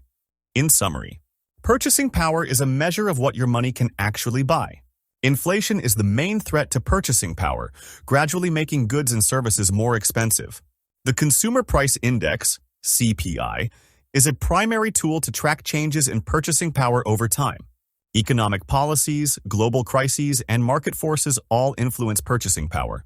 To protect your financial future, especially in retirement, consider investments that outpace inflation and preserve your purchasing power over time. What is the Consumer Price Index, CPI? Definition: the Consumer Price Index, CPI, is a measure that tracks how much prices for a selected group of consumer goods and services change over time. It reflects the average change in prices paid by consumers and is widely used to assess inflation or deflation in the economy. What exactly is the CPI? The CPI is compiled and published monthly by the U.S. Bureau of Labor Statistics, BLS. It's based on a basket of goods and services, which includes typical items bought by households, such as food, housing, transportation, healthcare, and entertainment. This basket is not fixed permanently. It is adjusted over time to reflect current consumer habits and spending patterns. The CPI is a weighted average, meaning some items, like housing, count more than others in the calculation due to their larger share in consumer spending. CPI versus PPI. While CPI focuses on consumer prices, the Producer Price Index, PPI, tracks the prices received by producers. Each uses different sampling and methodologies. Key highlights. The CPI basket changes over time to reflect what consumers actually buy. It is one of the most watched indicators of inflation by policymakers, economists, and financial markets. The BLS gathers about 80,000 price quotes every month from various sources: stores, service providers, rental units, and medical offices. How is the CPI data collected? Sources of data. CPI prices are collected monthly from retail stores, service establishments, example or salons, auto repair shops, residential rental units, medical professionals' offices. The data covers about 93% of the U.S. population. 2. Included and excluded items. Included in CPI: sales and excise taxes, user fees, example, vehicle registration. Not included in CPI: income taxes, prices of stocks, bonds, or insurance. How the CPI is adjusted. To ensure accuracy and relevance, the CPI is adjusted in several ways. Substitution effect. If one item becomes more expensive, consumers may switch to a cheaper alternative. CPI accounts for this shift. Quality adjustments. When products improve, example, faster laptops, the CPI adjusts for quality rather than counting the full price rise as inflation. Spending weights. Weights for each category reflect current spending habits of consumers based on separate household surveys. Example, housing and rent. CPI calculates housing costs in two parts: rent paid by tenants, based on a survey of 50,000 rental units, owner's equivalent rent, OER, an estimate of what homeowners would pay if they rented their own home. This helps represent housing costs, even for homeowners. Types of CPI.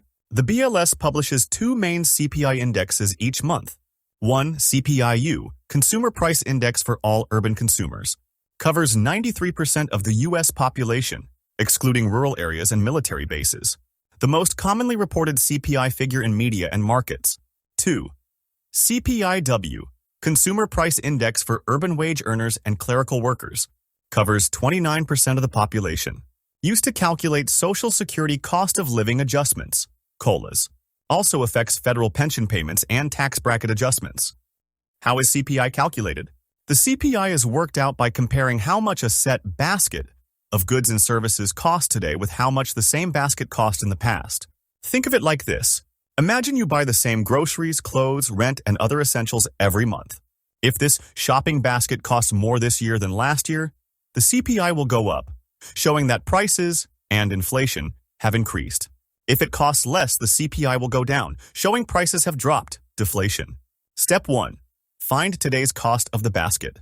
The Bureau of Labor Statistics, BLS, adds up the average prices of all the items in the CPI basket for the current period. Step 2. Compare it with the past. They then check how much the same basket cost a year ago, or a month ago, depending on what they're measuring.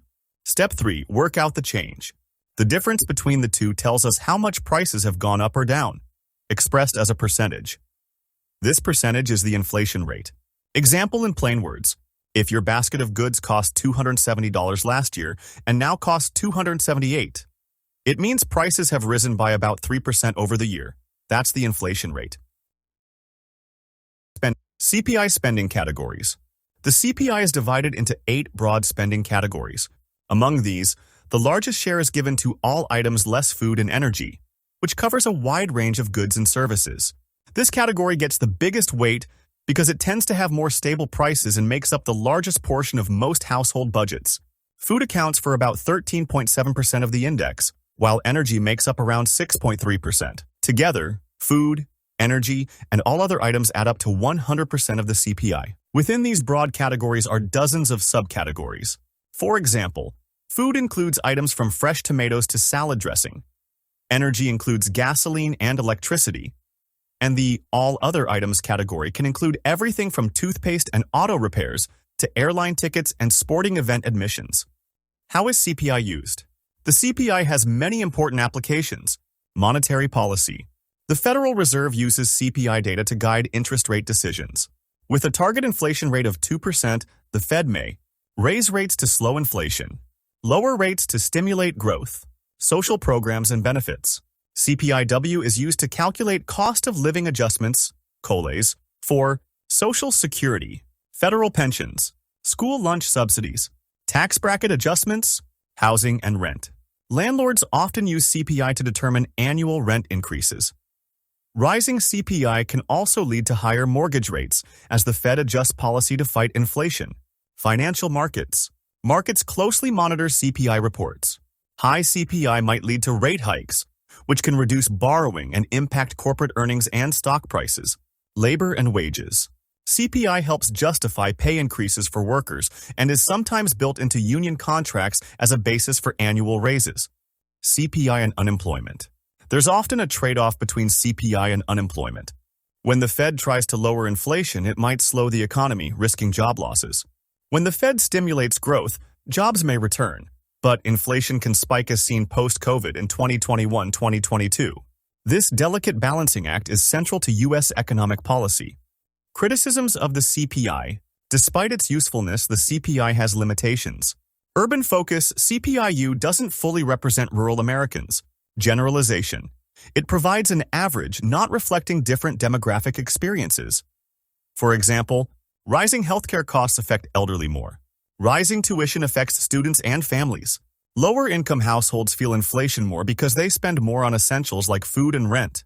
Bottom line, the Consumer Price Index, CPI, is a vital measure of inflation that tracks changes in the prices consumers pay for goods and services. It influences economic policy, social benefits, pay negotiations, market expectations. By monitoring CPI, consumers, businesses, and governments can make more informed decisions about spending, saving, investing, and planning for the future. Why is the Consumer Price Index controversial? The Consumer Price Index, CPI, published monthly by the U.S. Bureau of Labor Statistics, BLS, is one of the most closely watched economic indicators in the United States. It tracks the average change over time in the prices paid by urban consumers for a broad basket of goods and services. In simpler terms, it's the government's primary tool for measuring inflation. How much the cost of living is rising. For investors, the CPI plays a vital role. Since inflation affects the purchasing power of money, it directly influences the real return on investments. A higher inflation rate means investors need to earn more just to maintain the same level of wealth. However, despite its wide use and official status, the CPI has long been the subject of controversy. Economists, analysts, and policymakers often debate whether the CPI accurately reflects inflation or whether it overstates or understates it. Here's a breakdown of why this debate exists. 1. Changing definitions and methodologies. Originally, the CPI was a cost of goods index, COGI. It measured the price change of a fixed set of goods and services over time. This method simply compared the cost of a basket of items at 2 different times, without accounting for any changes in consumer behavior or product quality. Over time, however, policymakers argued that CPI should instead reflect the cost of maintaining a constant standard of living. This led to a shift toward a cost of living index, COLI. Unlike COGI, a COLI accounts for substitution when consumers switch to cheaper alternatives and quality changes in products. Critics argue that this shift, along with ongoing methodological revisions, tends to reduce the reported rate of inflation. While the BLS claims these changes improve accuracy, skeptics believe they may serve to artificially lower the CPI, especially in ways that benefit government budgeting. 2. Alternative inflation measures. Not all economists agree with the way the BLS calculates CPI. Two prominent critics are John Williams, who runs ShadowStats, uses a fixed basket method, similar to the original CPI, and often reports inflation figures significantly higher than the official numbers. David Ranson, another economist, doesn't necessarily claim manipulation but views the CPI as a lagging indicator. He believes commodity prices, particularly precious metals, are better at capturing real-time inflation. For example, during the first 11 months of 2006, the BLS reported inflation at 2.2%. Williams reported it at 5.3%. Ranson estimated it at 8.2%. Such wide discrepancies can lead to different conclusions about the economy and different decisions for investors. 3. Impact on investment decisions. Inflation plays a central role in determining an investor's required rate of return, the minimum return needed to preserve and grow purchasing power. If the inflation rate is underestimated, investors may think they are achieving satisfactory returns when, in reality, their real, inflation-adjusted gains are much smaller. For example, consider an investor who aims for a 3% real return. Using the BLS's official inflation estimate of 2.2%, the approximate nominal return needed is about 5.2%, and the more precise calculation, accounting for compounding, is 5.3%. Using John Williams' estimate of 5.3%, the required nominal return jumps to roughly 8.3% on an approximate basis, or 8.5% when calculated accurately. Using David Ranson's higher estimate of 8.2%, the nominal return target rises even further to around 11.2% approximately, or 11.5% with compounding. This difference is more than just a rounding issue over long investment horizons, such as 10, 20, or 30 years. Even small variations in annual return targets can compound into dramatically different portfolio values. In practical terms, if an investor bases decisions on an understated inflation rate, they may end up falling short of their long-term financial goals, despite believing their returns are sufficient. In short, the accuracy of the inflation measure matters greatly for investment planning, and using different CPI estimates can completely change the required performance benchmarks. 4. Implications for GDP and government spending. The CPI also affects how the U.S. government adjusts its economic figures. GDP deflation. CPI is used to adjust the nominal GDP to get the real GDP, which reflects actual economic growth after accounting for inflation. If CPI is understated, real GDP looks higher than it truly is. Government expenditures. Many payments, such as Social Security and tips, Treasury inflation-protected securities, are indexed to CPI. A lower CPI reduces the cost of living adjustments, saving the government money but potentially hurting consumers. 5. The complexity of measurement. The statistical process behind CPI is highly technical. The BLS follows a cost of living framework, and the methods are published in its Handbook of Methods. However, the nature of inflation being based on changes in a vast number of goods and services means it can never be measured perfectly. Different consumers experience inflation differently, depending on what they buy. For instance, someone who spends more on healthcare or education may face much higher inflation than someone who spends more on electronics, where prices have dropped.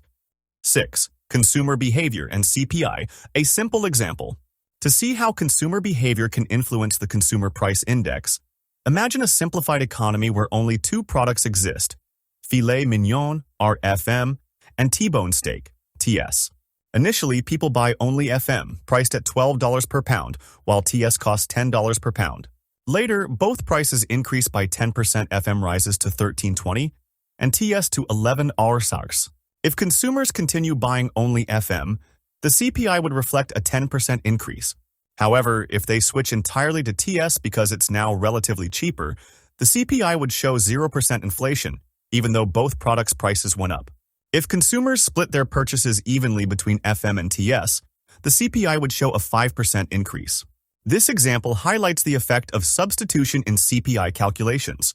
By adjusting the basket of goods to reflect changes in purchasing habits, the CPI can report a lower inflation rate than what might be felt in practice.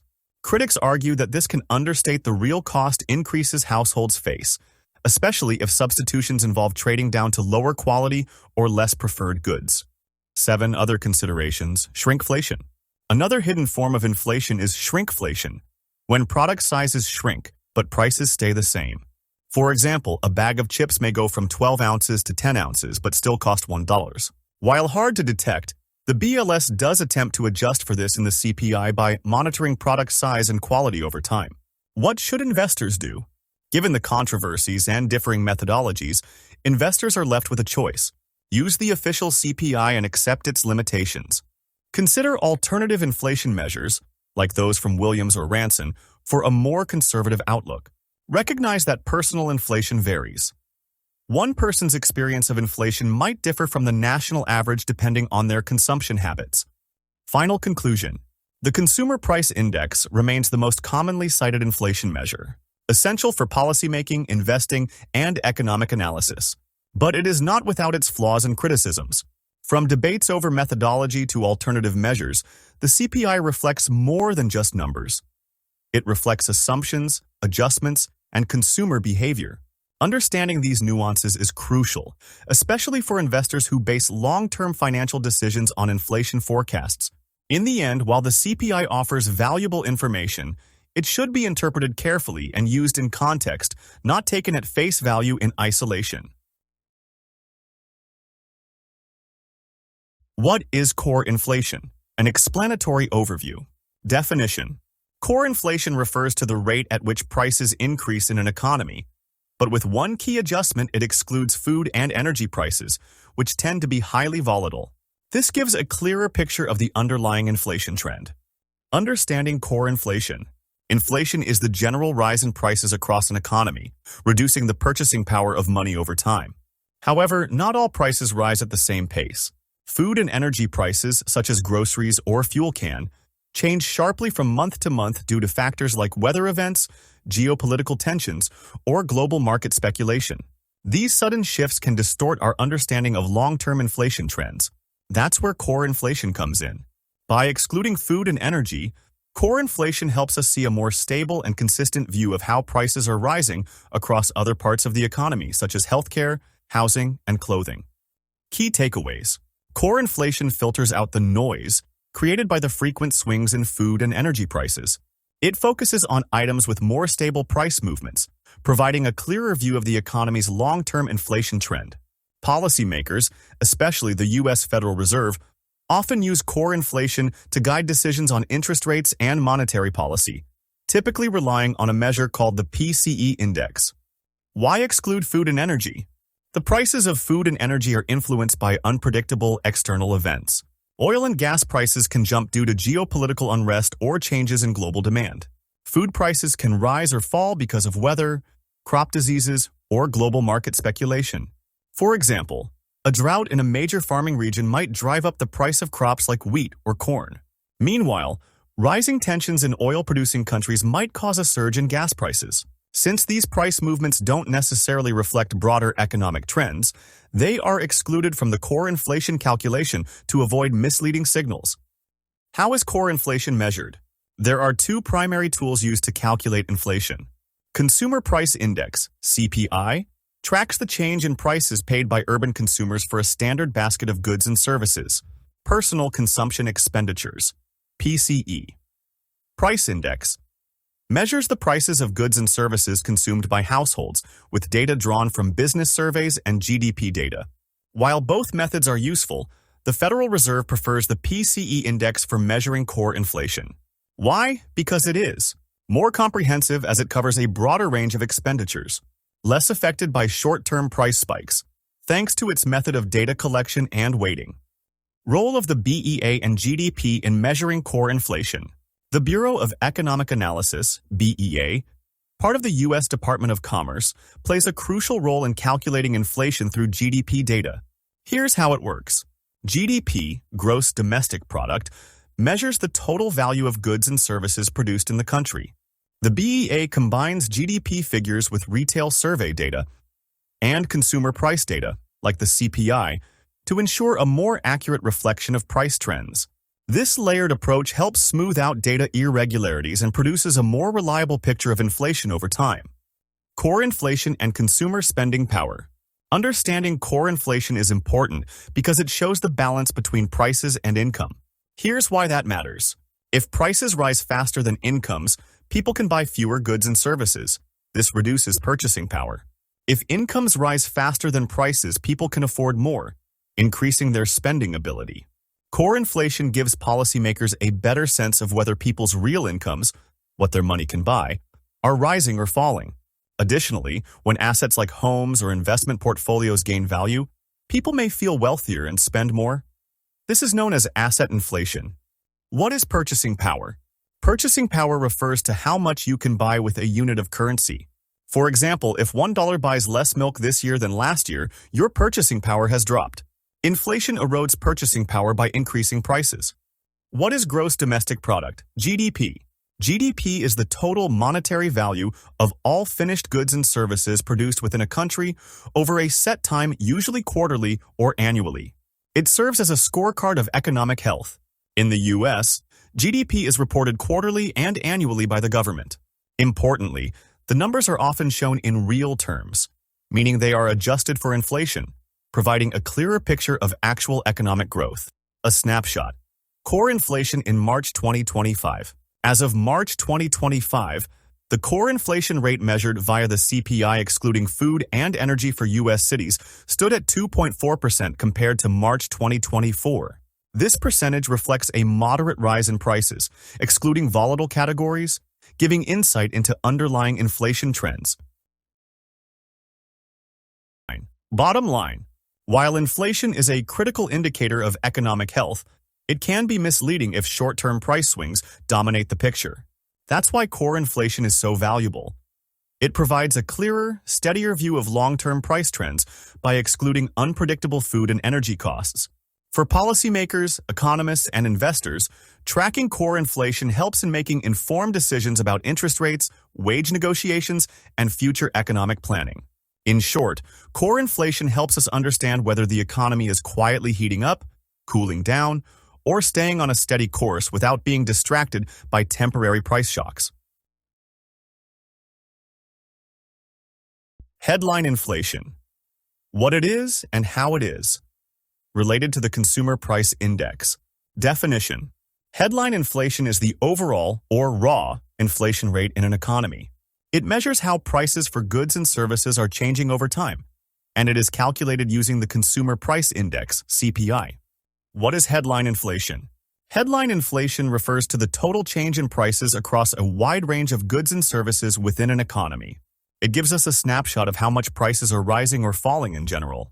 This figure is derived from the Consumer Price Index, CPI, which is released monthly by the U.S. Bureau of Labor Statistics, BLS.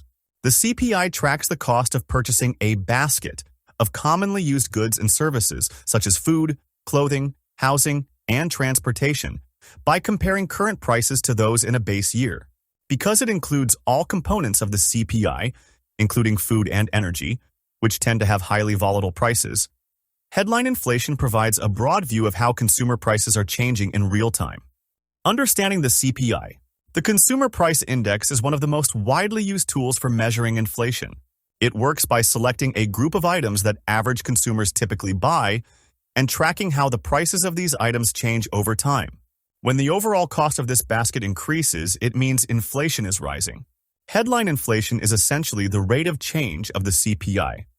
It tells us how much higher or lower prices are compared to the same time last year.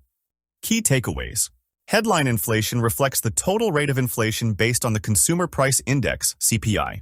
It includes all categories of consumer spending, even those with unpredictable prices like food and energy. Headline inflation is usually reported on a year-over-year basis, giving insight into how much the cost of living has changed over 12 months.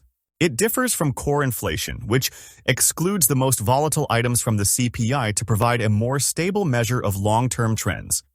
Why headline inflation matters. Headline inflation matters because it impacts everyone: consumers, businesses, investors, and policymakers alike. For consumers, it affects the cost of living, which refers to the amount of money needed to pay for essentials like housing, food, healthcare, and transportation. If headline inflation is rising rapidly, it usually means that people will need more money to maintain their current standard of living.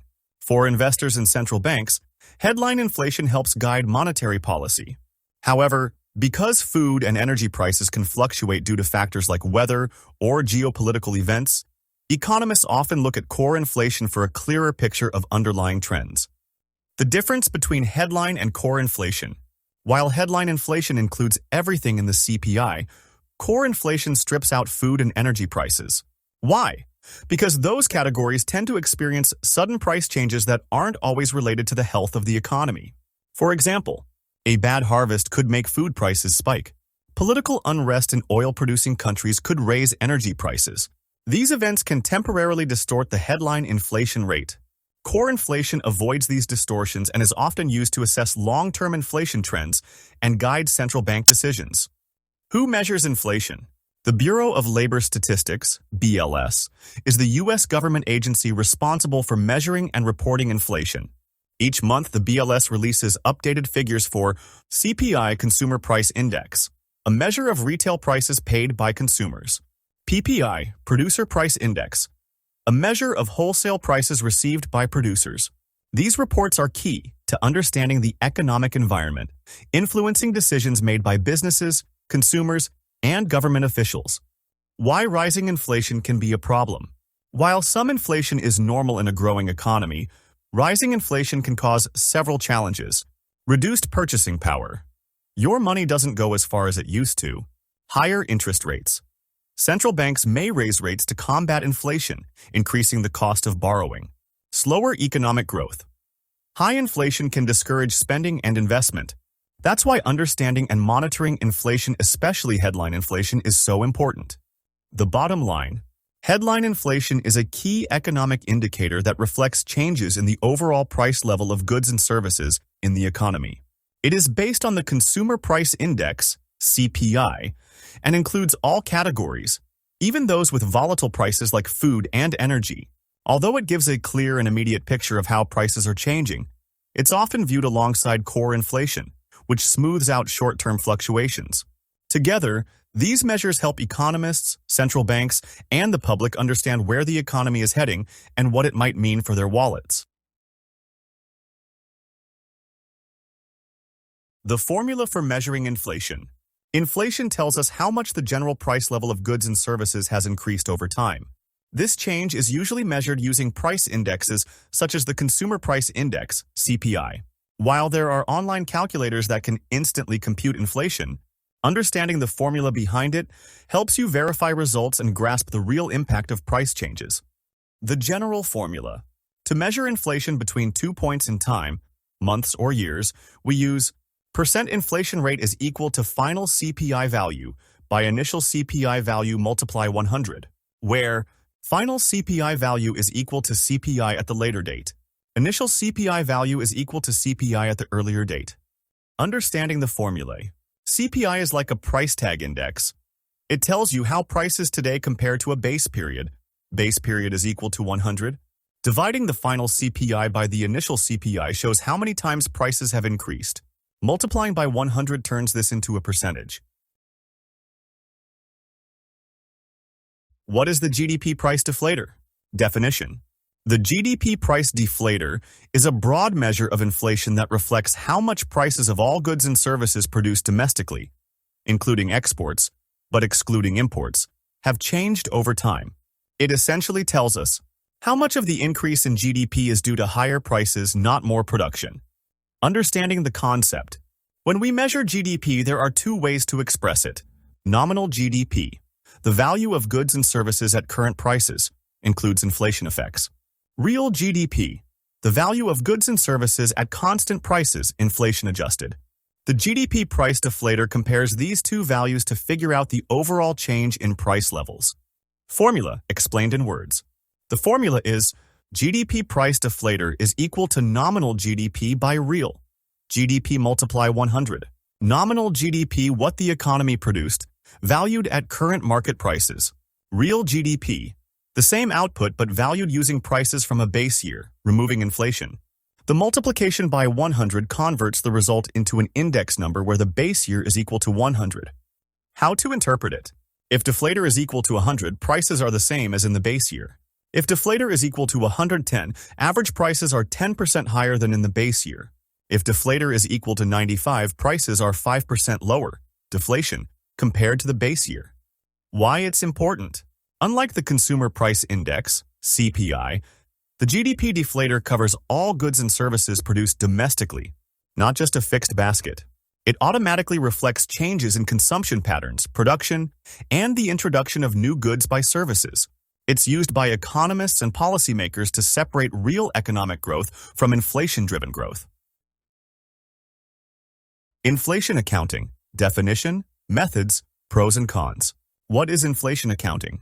Inflation accounting is a method used to adjust a company's financial statements so they reflect the real economic situation in an environment where prices are rising or falling significantly. Instead of relying solely on historical cost figures, which may become outdated in high inflation or deflation scenarios, the values in the statements are updated using price indexes such as the Consumer Price Index, CPI, to present a clearer and more accurate picture of a company's financial health. This is also called price-level accounting. It is especially important for multinational companies operating in countries experiencing rapid changes in the cost of goods and services. Key points to remember. Inflation accounting adjusts financial statements according to price indexes. Figures are restated to reflect current values, not just original purchase prices. Under IFRS rules, hyperinflation is defined as cumulative price increases of 100% or more within 3 years. IFRS and US GAAP handle inflation accounting differently. How inflation accounting works. When inflation or deflation becomes significant, historical cost data loses relevance. For example, if a company bought a machine for $100,000 5 years ago, inflation may have increased replacement costs to $180,000 today. Using the old $100,000 figure would understate the company's asset value and distort profitability. To address this, accounting standards may require companies to periodically update their statements so they match current economic conditions. Under International Accounting Standard IAS 29 from IFRS, companies whose functional currency belongs to a hyperinflationary economy must adjust their statements based on price-level changes. Hyperinflation is defined as prices, interest, and wages linked to a price index rising 100% or more over 3 years. Methods of inflation accounting. There are 2 main approaches.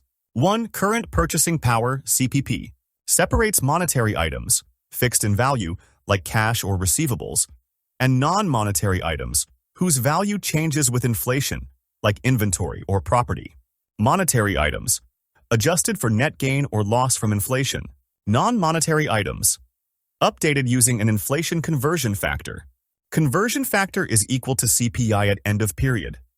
By CPI at date of transaction. 2. Current cost accounting, CCA. Assets are valued at fair market value, FMV, instead of historical cost.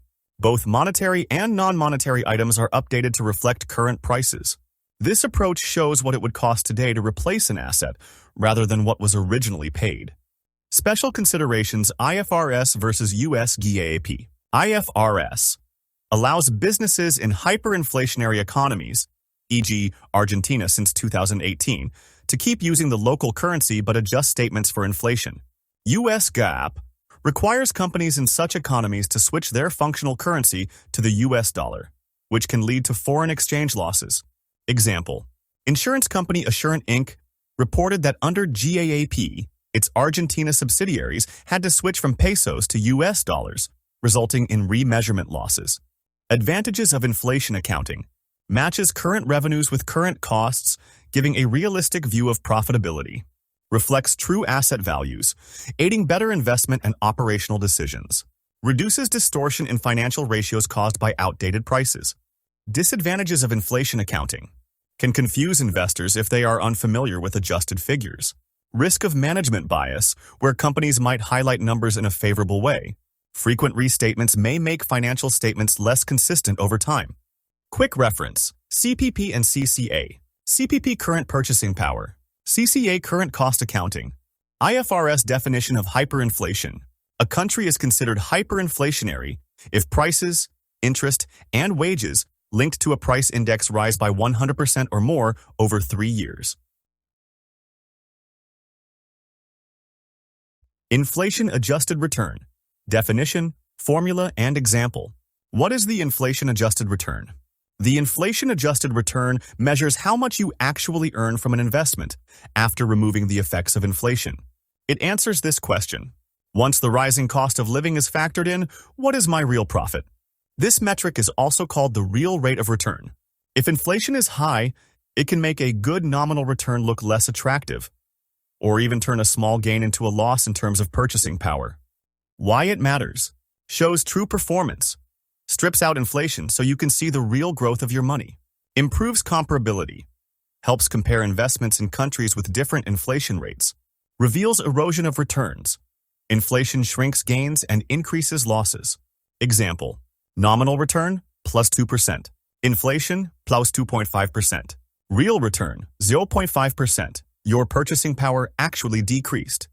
Understanding the formulae. Step 1. Nominal return. Nominal return is the headline return figure without inflation adjustment. Nominal return is equal to ending price minus beginning price plus dividends or income. By beginning price. This shows how much your investment grew in raw terms. Step 2. Inflation rate. The inflation rate can be estimated using a price index, such as the Consumer Price Index, CPI. Inflation rate is equal to ending CPI minus beginning CPI by beginning CPI. This tells us how much the general cost of living increased over the same period. 3. Inflation-adjusted return. Because both investment returns and inflation compound, we must remove inflation geometrically, not just by subtraction. Inflation-adjusted return is equal to 1 plus nominal return by 1 plus inflation rate minus 1. Why not simply subtract? If you subtract directly, you ignore the compounding nature of growth and price changes, which makes your results slightly inaccurate. Worked example. Given. You bought the investment for $75,000. You sold it for $90,000. You received $2,500 in dividends during the year. The Consumer Price Index, CPI, was 700 at the start of the year and 721 at the end. Step 1. Find the nominal return before inflation. First, figure out your total gain. Profit from selling. $90,000 minus $75,000 is equal to $15,000. Add dividends. $15,000 plus $2,500 is equal to $17,500 total gain. Compare this to your original investment. $17,500 is about 23.3% of $75,000. So your investment grew 23.3% before considering inflation. Step 2. Find the inflation rate. Increase in CPI, 721 minus 700 is equal to 21. Compare this to the starting CPI, 21 is about 3% of 700. So prices in general rose 3% during the year. Step 3. Find the inflation-adjusted return, the real return. When we remove the effect of inflation using the proper method, the result is about 19.7%. This means that although your investment rose by 23.3% on paper, your actual buying power only increased by 19.7% after accounting for higher prices. Why not just subtract? If you simply do 23.3% minus 3% is equal to 20.3%, you get a slightly wrong answer. The correct figure is 19.7% because both returns and inflation compound. The nominal return does not consider inflation, so it only shows how much the investment grew on paper. It does not reflect changes in your actual buying power. It's quick and easy to calculate, which is why people often use it for short-term views of performance. However, over the long term, it can be misleading because it ignores the impact of rising prices. The inflation-adjusted return, on the other hand, takes inflation into account and shows how much your money's buying power really increased. It needs a proper calculation method, but it gives a more accurate picture, especially for long-term investments where inflation can significantly reduce real gains.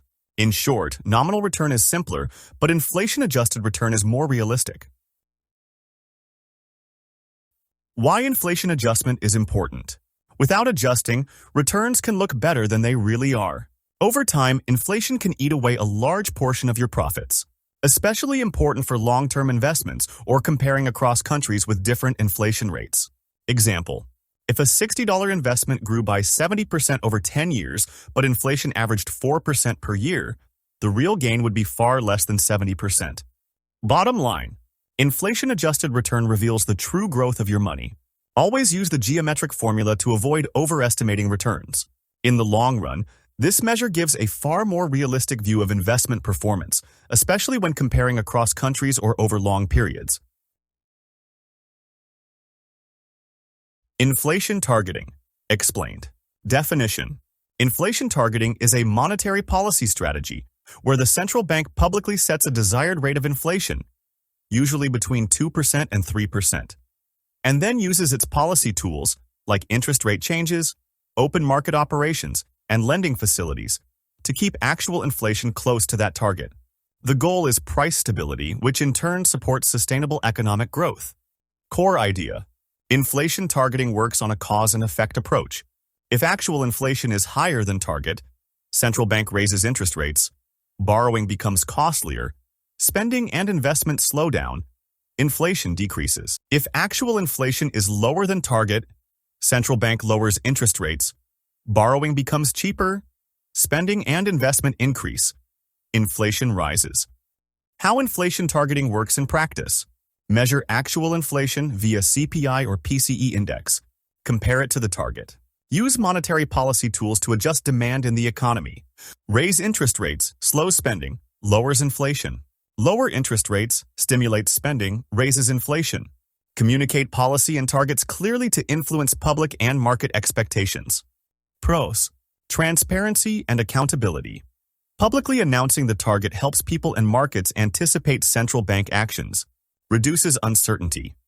Investors can plan better when they know inflation will be stable. Anchors expectations. Keeps wage and price setting in line with target. Cons: inflexibility. May ignore other economic concerns like unemployment or financial stability. Can fuel bubbles. If focus is only on CPI inflation, asset prices, stocks, real estate, can overheat without being addressed. Not perfect for all economies. In countries with supply shocks or volatile commodities, inflation targeting may be harder to achieve. Historical note. First used, New Zealand, 1990. U.S. adoption. Federal Reserve officially adopted a 2% target in 2012, measured by the PCE price index. Typical target. Acceptable range, 1 to 2% inflation per year. Overheating economy, 3 to 4% inflation. Danger zone, above 4%. Currency loses value faster. Bottom line, inflation targeting is like a thermostat for the economy. Central banks set the temperature, inflation rate, and adjust policy tools to maintain it, aiming for price stability and sustainable growth. Advantages and disadvantages of inflation. Inflation, meaning the general rise in prices over time, can be seen as both good and bad, depending on who you are, what you own, and how fast prices are increasing. In moderation, it can stimulate economic activity. If it rises too quickly, it can harm purchasing power and create uncertainty. Advantages of inflation. Boosts the value of tangible assets. People who own property, commodities, or other tangible assets often benefit from inflation. As prices rise, the market value of these assets increases, allowing them to sell at higher rates. For example, someone who owns land or real estate may find it's worth climbing during inflationary periods. Encourages spending and investment. A moderate level of inflation can nudge people to spend money now rather than save it for later, because they know their money's purchasing power will shrink over time. This spending increases demand for goods and services, which in turn fuels economic activity. Promotes business expansion. Businesses may be more willing to take risks and invest in new projects during inflationary times, especially if they expect that returns will outpace inflation. Similarly, individuals may invest more in company stocks or other growth-oriented assets, hoping for higher returns. Supports economic growth when controlled. Policymakers often aim for a small, stable inflation rate, neither too high nor too low, because it can balance the economy, encouraging consumption without severely eroding savings. Disadvantages of inflation. Reduces purchasing power for buyers. While sellers of assets may benefit, buyers face higher costs. Everyday consumers must spend more for the same goods and services, stretching household budgets. Erodes the value of savings and fixed income assets. Cash, bonds, and other fixed income investments lose real value during inflation because they can't keep pace with rising prices. Savers may see their hard-earned money buy less over time. Adds uncertainty to the economy. High or unpredictable inflation forces businesses, workers, and consumers to constantly factor price changes into decisions about wages, contracts, and investments. This guessing game about future inflation rates can lead to poor decisions and misallocated resources. Distorts. Relative prices, Cantillon effect. Inflation doesn't raise all prices at the same time or by the same amount. New money enters the economy through certain individuals or businesses first, allowing them to spend before prices rise. Others receive the money later, after prices have already increased, distorting wages, returns, and market signals. Economists agree that such distortions can harm economic efficiency, and some believe they contribute to boom and bust cycles. Summary table. Pros. Increases resale value of tangible assets. Encourages spending and investment. Can stimulate economic activity when moderate. Cons. Buyers must pay more for goods and services. Reduces purchasing power of savings. Creates uncertainty in economic planning. Distorts prices and wages across the economy. Real economic growth rate. Definition, calculation, and uses. Definition. The real economic growth rate shows how much a country's economy is growing after removing the effects of inflation. It adjusts the GDP figure so that the measurement reflects only the change in actual output, not just price increases. What is the real economic growth rate? The real economic growth rate, also called the real GDP growth rate, measures the percentage change in a country's gross domestic product, GDP, after adjusting for inflation or deflation. Think of it like this. Nominal GDP tells you how much money the economy produced at current prices. Real GDP strips out the effect of changing prices, showing how much more or less goods and services the economy actually produced. Because it focuses on constant dollar values, the real economic growth rate avoids distortions caused by high inflation or deflation, making it a more reliable measure for comparing performance across years or between countries. Key points. Removes inflation effects from GDP, unlike the nominal GDP growth rate. Can be expressed as a percentage growth rate or a real dollar amount. Allows comparisons over time and between economies with different inflation rates. Used by policymakers, businesses, and investors to understand true economic performance. Understanding the real economic growth rate. The real GDP growth rate is usually expressed as an annual percentage change from one year to the next. It can also be calculated quarterly and then annualized. GDP includes consumer spending, business investment, government spending, and net exports. Exports minus imports. Another related measure is gross national product, GNP, which includes income from abroad and may be preferred for economies heavily dependent on foreign earnings. How it's used. Policy decisions. Governments and central banks use real GDP growth to decide on interest rates, tax policies, and spending programs. Economic comparison. Makes it possible to compare growth between countries with different inflation rates. Business and investment planning. Companies use GDP growth trends to spot opportunities in expanding markets. Investors look at GDP growth when evaluating investment potential, especially in emerging economies. Special considerations. Business cycle. Growth rates vary across the 4 phases: peak, contraction, trough, and expansion. Positive growth usually means more jobs and productivity. Negative growth signals recession. Exclusions. GDP counts only final goods and services produced domestically. It excludes used goods, goods produced abroad, financial transactions like stocks and bonds, and volunteer work. Real versus nominal GDP. Nominal GDP measures production using current market prices. Real GDP measures production in constant prices, adjusting for inflation. Real GDP is considered more accurate for tracking true economic progress. Bottom line. The real economic growth rate is a key health check for an economy.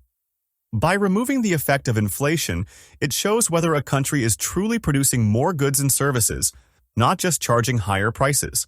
This makes it invaluable for policymakers, businesses, and investors who need a clear picture of actual economic performance.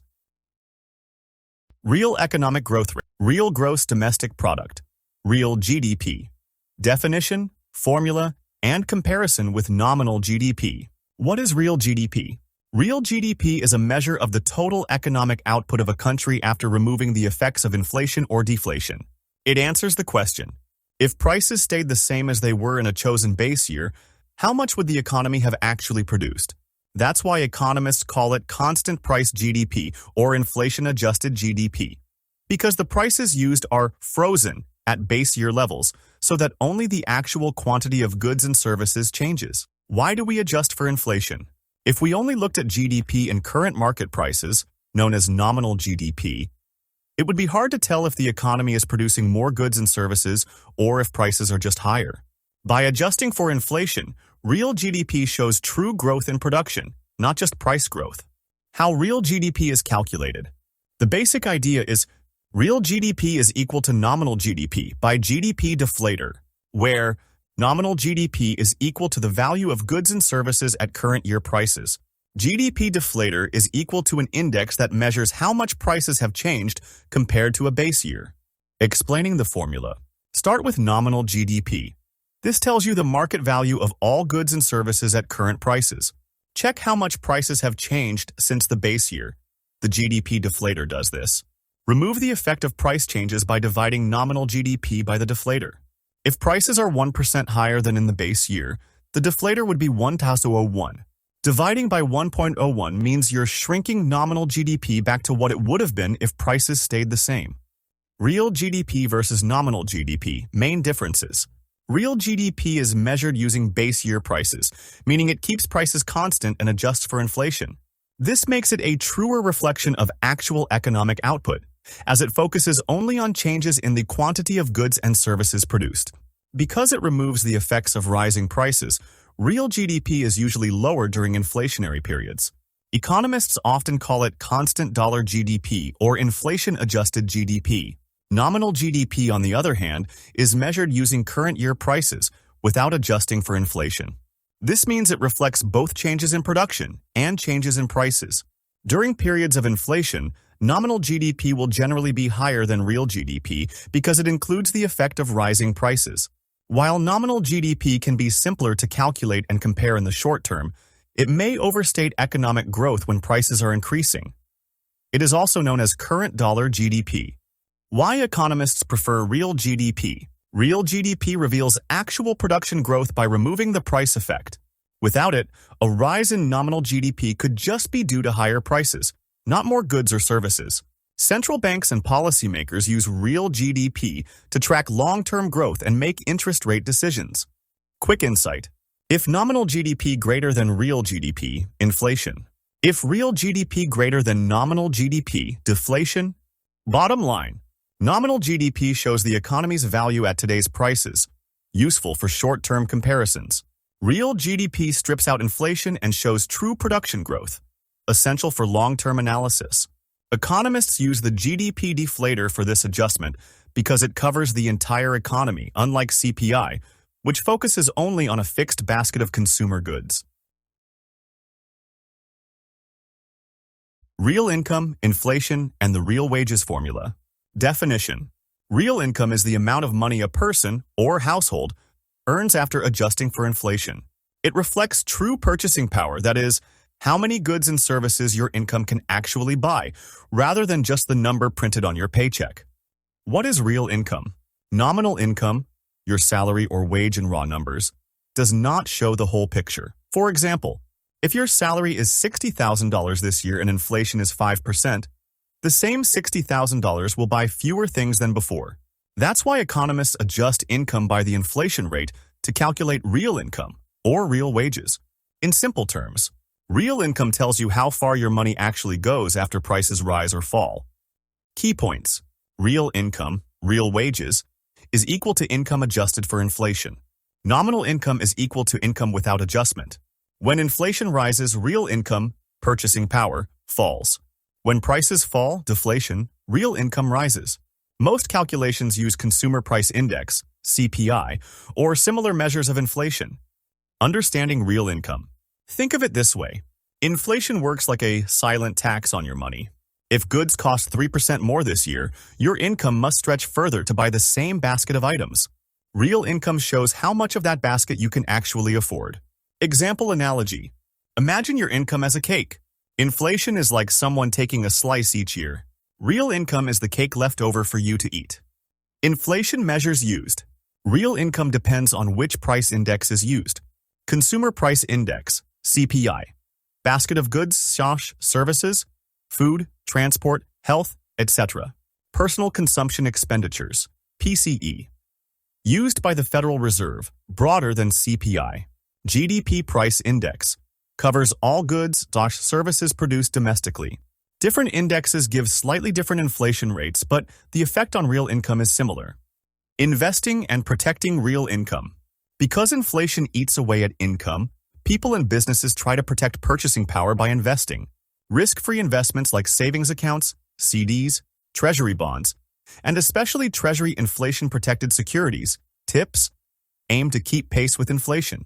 More advanced investors use bonds, stocks, and other assets to beat inflation and maintain or grow their real income. Bottom line, real income is equal to nominal income adjusted for inflation. It shows true purchasing power, not just raw salary. Inflation reduces real income, deflation increases it. Tracking real wages helps individuals, companies, and policymakers understand whether income growth is keeping up with or falling behind rising prices. Real interest rate, definition, formula, and example. Definition. The real interest rate shows the true return on money after removing the effects of inflation. It tells us how much purchasing power a borrower loses or a lender per investor gains in real terms. When the real interest rate is high, borrowers tend to borrow less because money feels expensive, while investors may prefer safer investments. When it is low or even negative, borrowing becomes cheaper, encouraging riskier investments. What is a real interest rate? The nominal interest rate, the one banks advertise, tells us how much money you'll earn or pay on paper. But inflation erodes money's value. So the real interest rate adjusts the nominal rate to show the actual gain or cost in terms of purchasing power. The basic formula is real interest rate is equal to nominal interest rate minus inflation rate. Real interest rate is equal to nominal interest rate inflation rate. Nominal interest rate is equal to the stated rate on a loan, deposit, or investment. Inflation rate is equal to the percentage rise in prices, measured by CPI or similar. Real interest rate is equal to the inflation-adjusted return or cost. Key takeaways. The real interest rate shows the true value of money after adjusting for inflation. It represents how much more or less you can actually buy with your money in the future. A positive real interest rate is equal to gain in purchasing power. A negative real interest rate is equal to loss in purchasing power. Investors and borrowers must always consider expected inflation since it directly affects returns. Why it matters. Borrowers. A high real rate makes loans costly. A low or negative real rate makes borrowing attractive. Lenders per investors.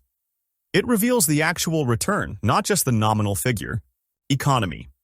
Central banks watch real rates closely when adjusting monetary policy, as they influence spending, saving, and investment behavior. In short, the real interest rate is equal to nominal interest rate minus inflation rate. It tells us how much wealth is truly gained or lost once inflation is accounted for. Real rate of return. Definition, formula, and example. What is the real rate of return? The real rate of return is the actual profit an investor earns on an investment after adjusting for inflation. A nominal return shows the growth in money terms, face value. A real return shows how much the investment actually increased your purchasing power. So, while nominal returns may look attractive, only the real return tells you how much wealth you truly gained. Understanding the formulae. The real rate of return is based on the relationship between nominal return, the stated return before inflation, and inflation rate. The general formula is real rate of return is equal to nominal rate of return minus inflation rate. This simple version works well when inflation is relatively low. Real versus nominal rate of return. Nominal return. The stated or advertised return before inflation. Real return. The inflation-adjusted return that reflects actual purchasing power. Nominal rates are almost always higher than real rates, except during deflation, negative inflation. Historical example: in the late 1970s and early 1980s, nominal savings account interest rates were in double digits, 10% plus. But inflation was also very high, 11 to 13%. This meant real returns were near zero or even negative, as inflation erased most of the profits. Other factors affecting real rate of return. Inflation is not the only cost an investor faces. To find the true real return, we must also consider taxes on gains, investment fees or charges. Thus, the complete picture is real return after costs is equal to nominal return minus inflation minus taxes. Why is the real rate of return important? It gives an accurate measure of investment performance, helps compare different investment options in terms of actual wealth gain, prevents investors from being misled by high nominal returns that are eroded by inflation. Key takeaway: the real rate of return tells you how much wealth you actually gain in purchasing power, not just in money terms. It is calculated by adjusting the nominal return for inflation and, ideally, taxes and fees. Investors should always focus on real returns, not just the flashy nominal numbers. Wage price spiral: what it is and how it's controlled. Definition: the wage price spiral is an economic concept that describes a self-reinforcing cycle. When wages rise, people have more money to spend. Higher spending increases demand for goods and services. Businesses raise prices to cover higher demand and increased labor costs. Rising prices then lead workers to demand higher wages again. This loop between wages and prices can fuel continuous inflation if left unchecked. What is the wage price spiral? The wage price spiral is part of Keynesian economic theory, which emphasizes how wages and prices influence overall demand in the economy. Wage increase, more disposable income, higher demand. Higher demand plus rising business costs, higher prices. Higher prices, demand for higher wages again. This creates a spiral effect, where each round of wage increases pushes prices higher, and each round of price increases pushes wages higher. Economists also call this process the cost-push origin of inflation, since higher labor costs push prices upward. How a spiral begins. A wage price spiral often starts when wages rise faster than productivity. For example, suppose the minimum wage increases. Workers now have more income, so they purchase more goods. Businesses face two pressures: 1, higher labor costs, and 2, higher demand. To balance this, businesses raise their prices. Over time, the higher cost of living causes workers to demand even more wages, restarting the cycle. This cycle continues until wages become unsustainable or consumer demand weakens. Recent example. In January 2025, 21 U.S. states raised their minimum wages. States such as California, New York, and Washington now have rates around or above $15 per hour. While this helps workers, it also increases labor costs for businesses, potentially contributing to inflationary pressures. Why it matters. The wage price spiral highlights the double-edged nature of wage growth. On one hand, higher wages improve living standards. On the other hand, if wages rise too quickly, they may cause inflation that erodes those very gains. This is why governments and central banks closely monitor wage trends alongside inflation rates. Stopping a wage price spiral. If left uncontrolled, a wage price spiral can push inflation far above the target level. In the U.S., the Federal Reserve, Fed, aims for 2% annual inflation to maintain both maximum employment and price stability. To bring inflation under control, the Fed and other central banks use monetary policy tools. 1. Monetary policy. The Federal Reserve has several tools to manage inflation and prevent spirals. Interest rates. By raising rates, borrowing becomes more expensive, which discourages spending and slows down demand. Reserve requirements. Banks may be required to hold more reserves, reducing lending capacity and slowing money supply growth. Open market operations, OMO. The Fed buys or sells government securities to adjust the amount of money in circulation. Downside. These actions can slow the economy too much, sometimes leading to recessions. Example. In the 1970s, oil price shocks caused inflation to rise sharply. The Fed raised interest rates to stop the spiral, but this triggered a recession in the early 1980s. 2. Inflation targeting. Inflation targeting is a forward-looking strategy where the central bank sets a clear inflation goal, like 2%. and adjust policy to keep inflation near that level. If inflation rises above the target, the bank may tighten policy, raise interest rates, reduce money supply. If inflation falls below the target, it may loosen policy, lower interest rates, encourage borrowing. This approach gives predictability and helps keep long-term expectations stable.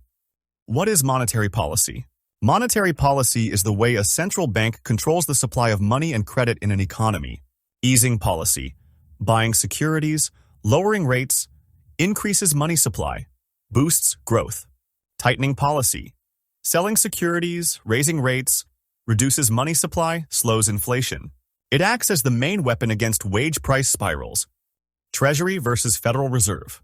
It's important to note that the U.S. Treasury and the Federal Reserve play different roles. Treasury handles government spending, tax collection, and debt issuance. Federal Reserve controls monetary policy, manages inflation, and supports financial stability. The Fed is independent, which allows it to make decisions without direct political influence.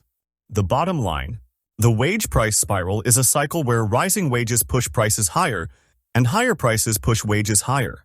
While this can improve incomes in the short run, it often fuels inflation that harms purchasing power. To prevent spirals from destabilizing the economy, central banks like the Fed use monetary policy tools such as interest rate adjustments, reserve requirements, and inflation targeting. Ultimately, the challenge is finding a balance, allowing wages to grow enough to support workers while preventing inflation from spinning out of control. How inflation can be controlled. Inflation, the rate at which prices of goods and services rise, is one of the most important economic factors that governments and central banks monitor. If left uncontrolled, it can reduce people's purchasing power and create instability in the economy. To manage this, a country's financial regulator, usually the central bank, uses various tools under monetary policy. The role of monetary policy. Monetary policy refers to the decisions taken by the central bank about how much money should circulate in the economy and at what cost. Interest rates. By adjusting the supply of money and credit, central banks can influence spending, borrowing, and investment, all of which affect inflation. For example, in the U.S., the Federal Reserve, the Fed, focuses on three main goals: price stability, keeping inflation predictable and steady; moderate long-term interest rates, ensuring borrowing remains sustainable; maximum employment, promoting healthy job growth. Out of these, price stability is the key to controlling inflation. When businesses and consumers can predict future price levels, they can plan their investments and spending with confidence. Maximum employment versus zero unemployment. It is important to note that maximum employment does not mean zero unemployment. There will always be people between jobs, switching careers, or entering the workforce. This natural level of unemployment is considered normal. Therefore, the Fed does not set a fixed number for employment, but instead focuses on creating conditions for sustainable job growth alongside stable inflation. Extreme cases: hyperinflation and deflation.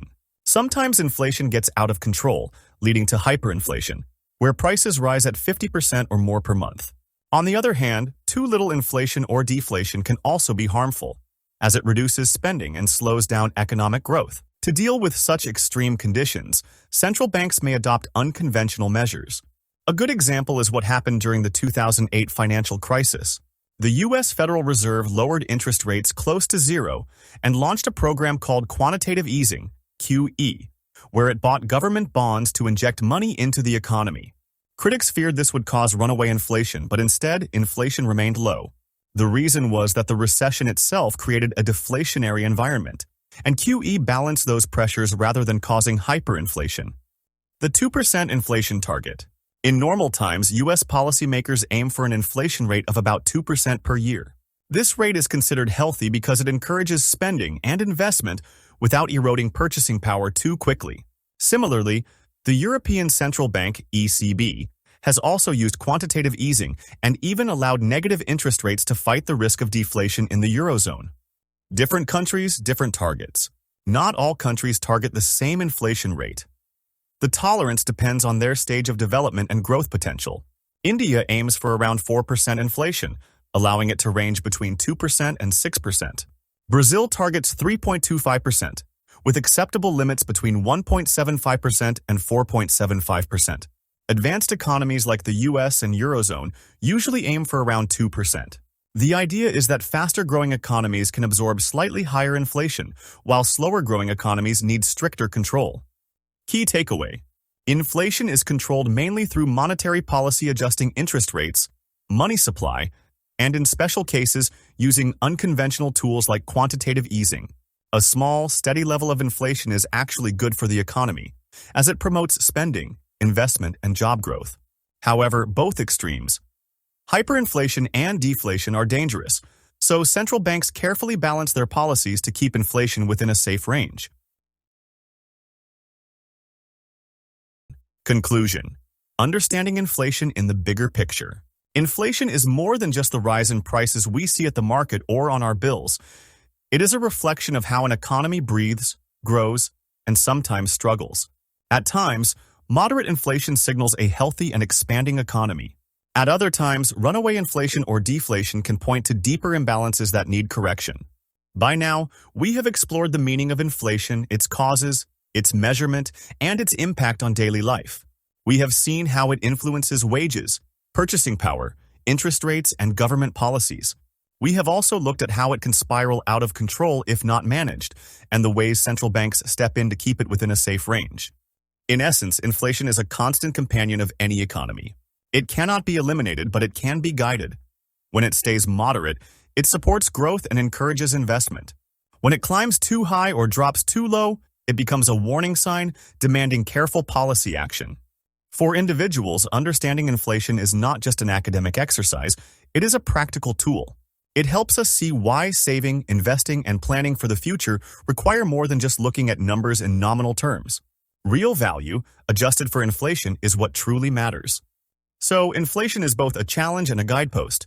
It teaches us that money is never static, that economies are always moving, and that wise financial decisions depend on looking beyond today's prices to the bigger picture of tomorrow's value.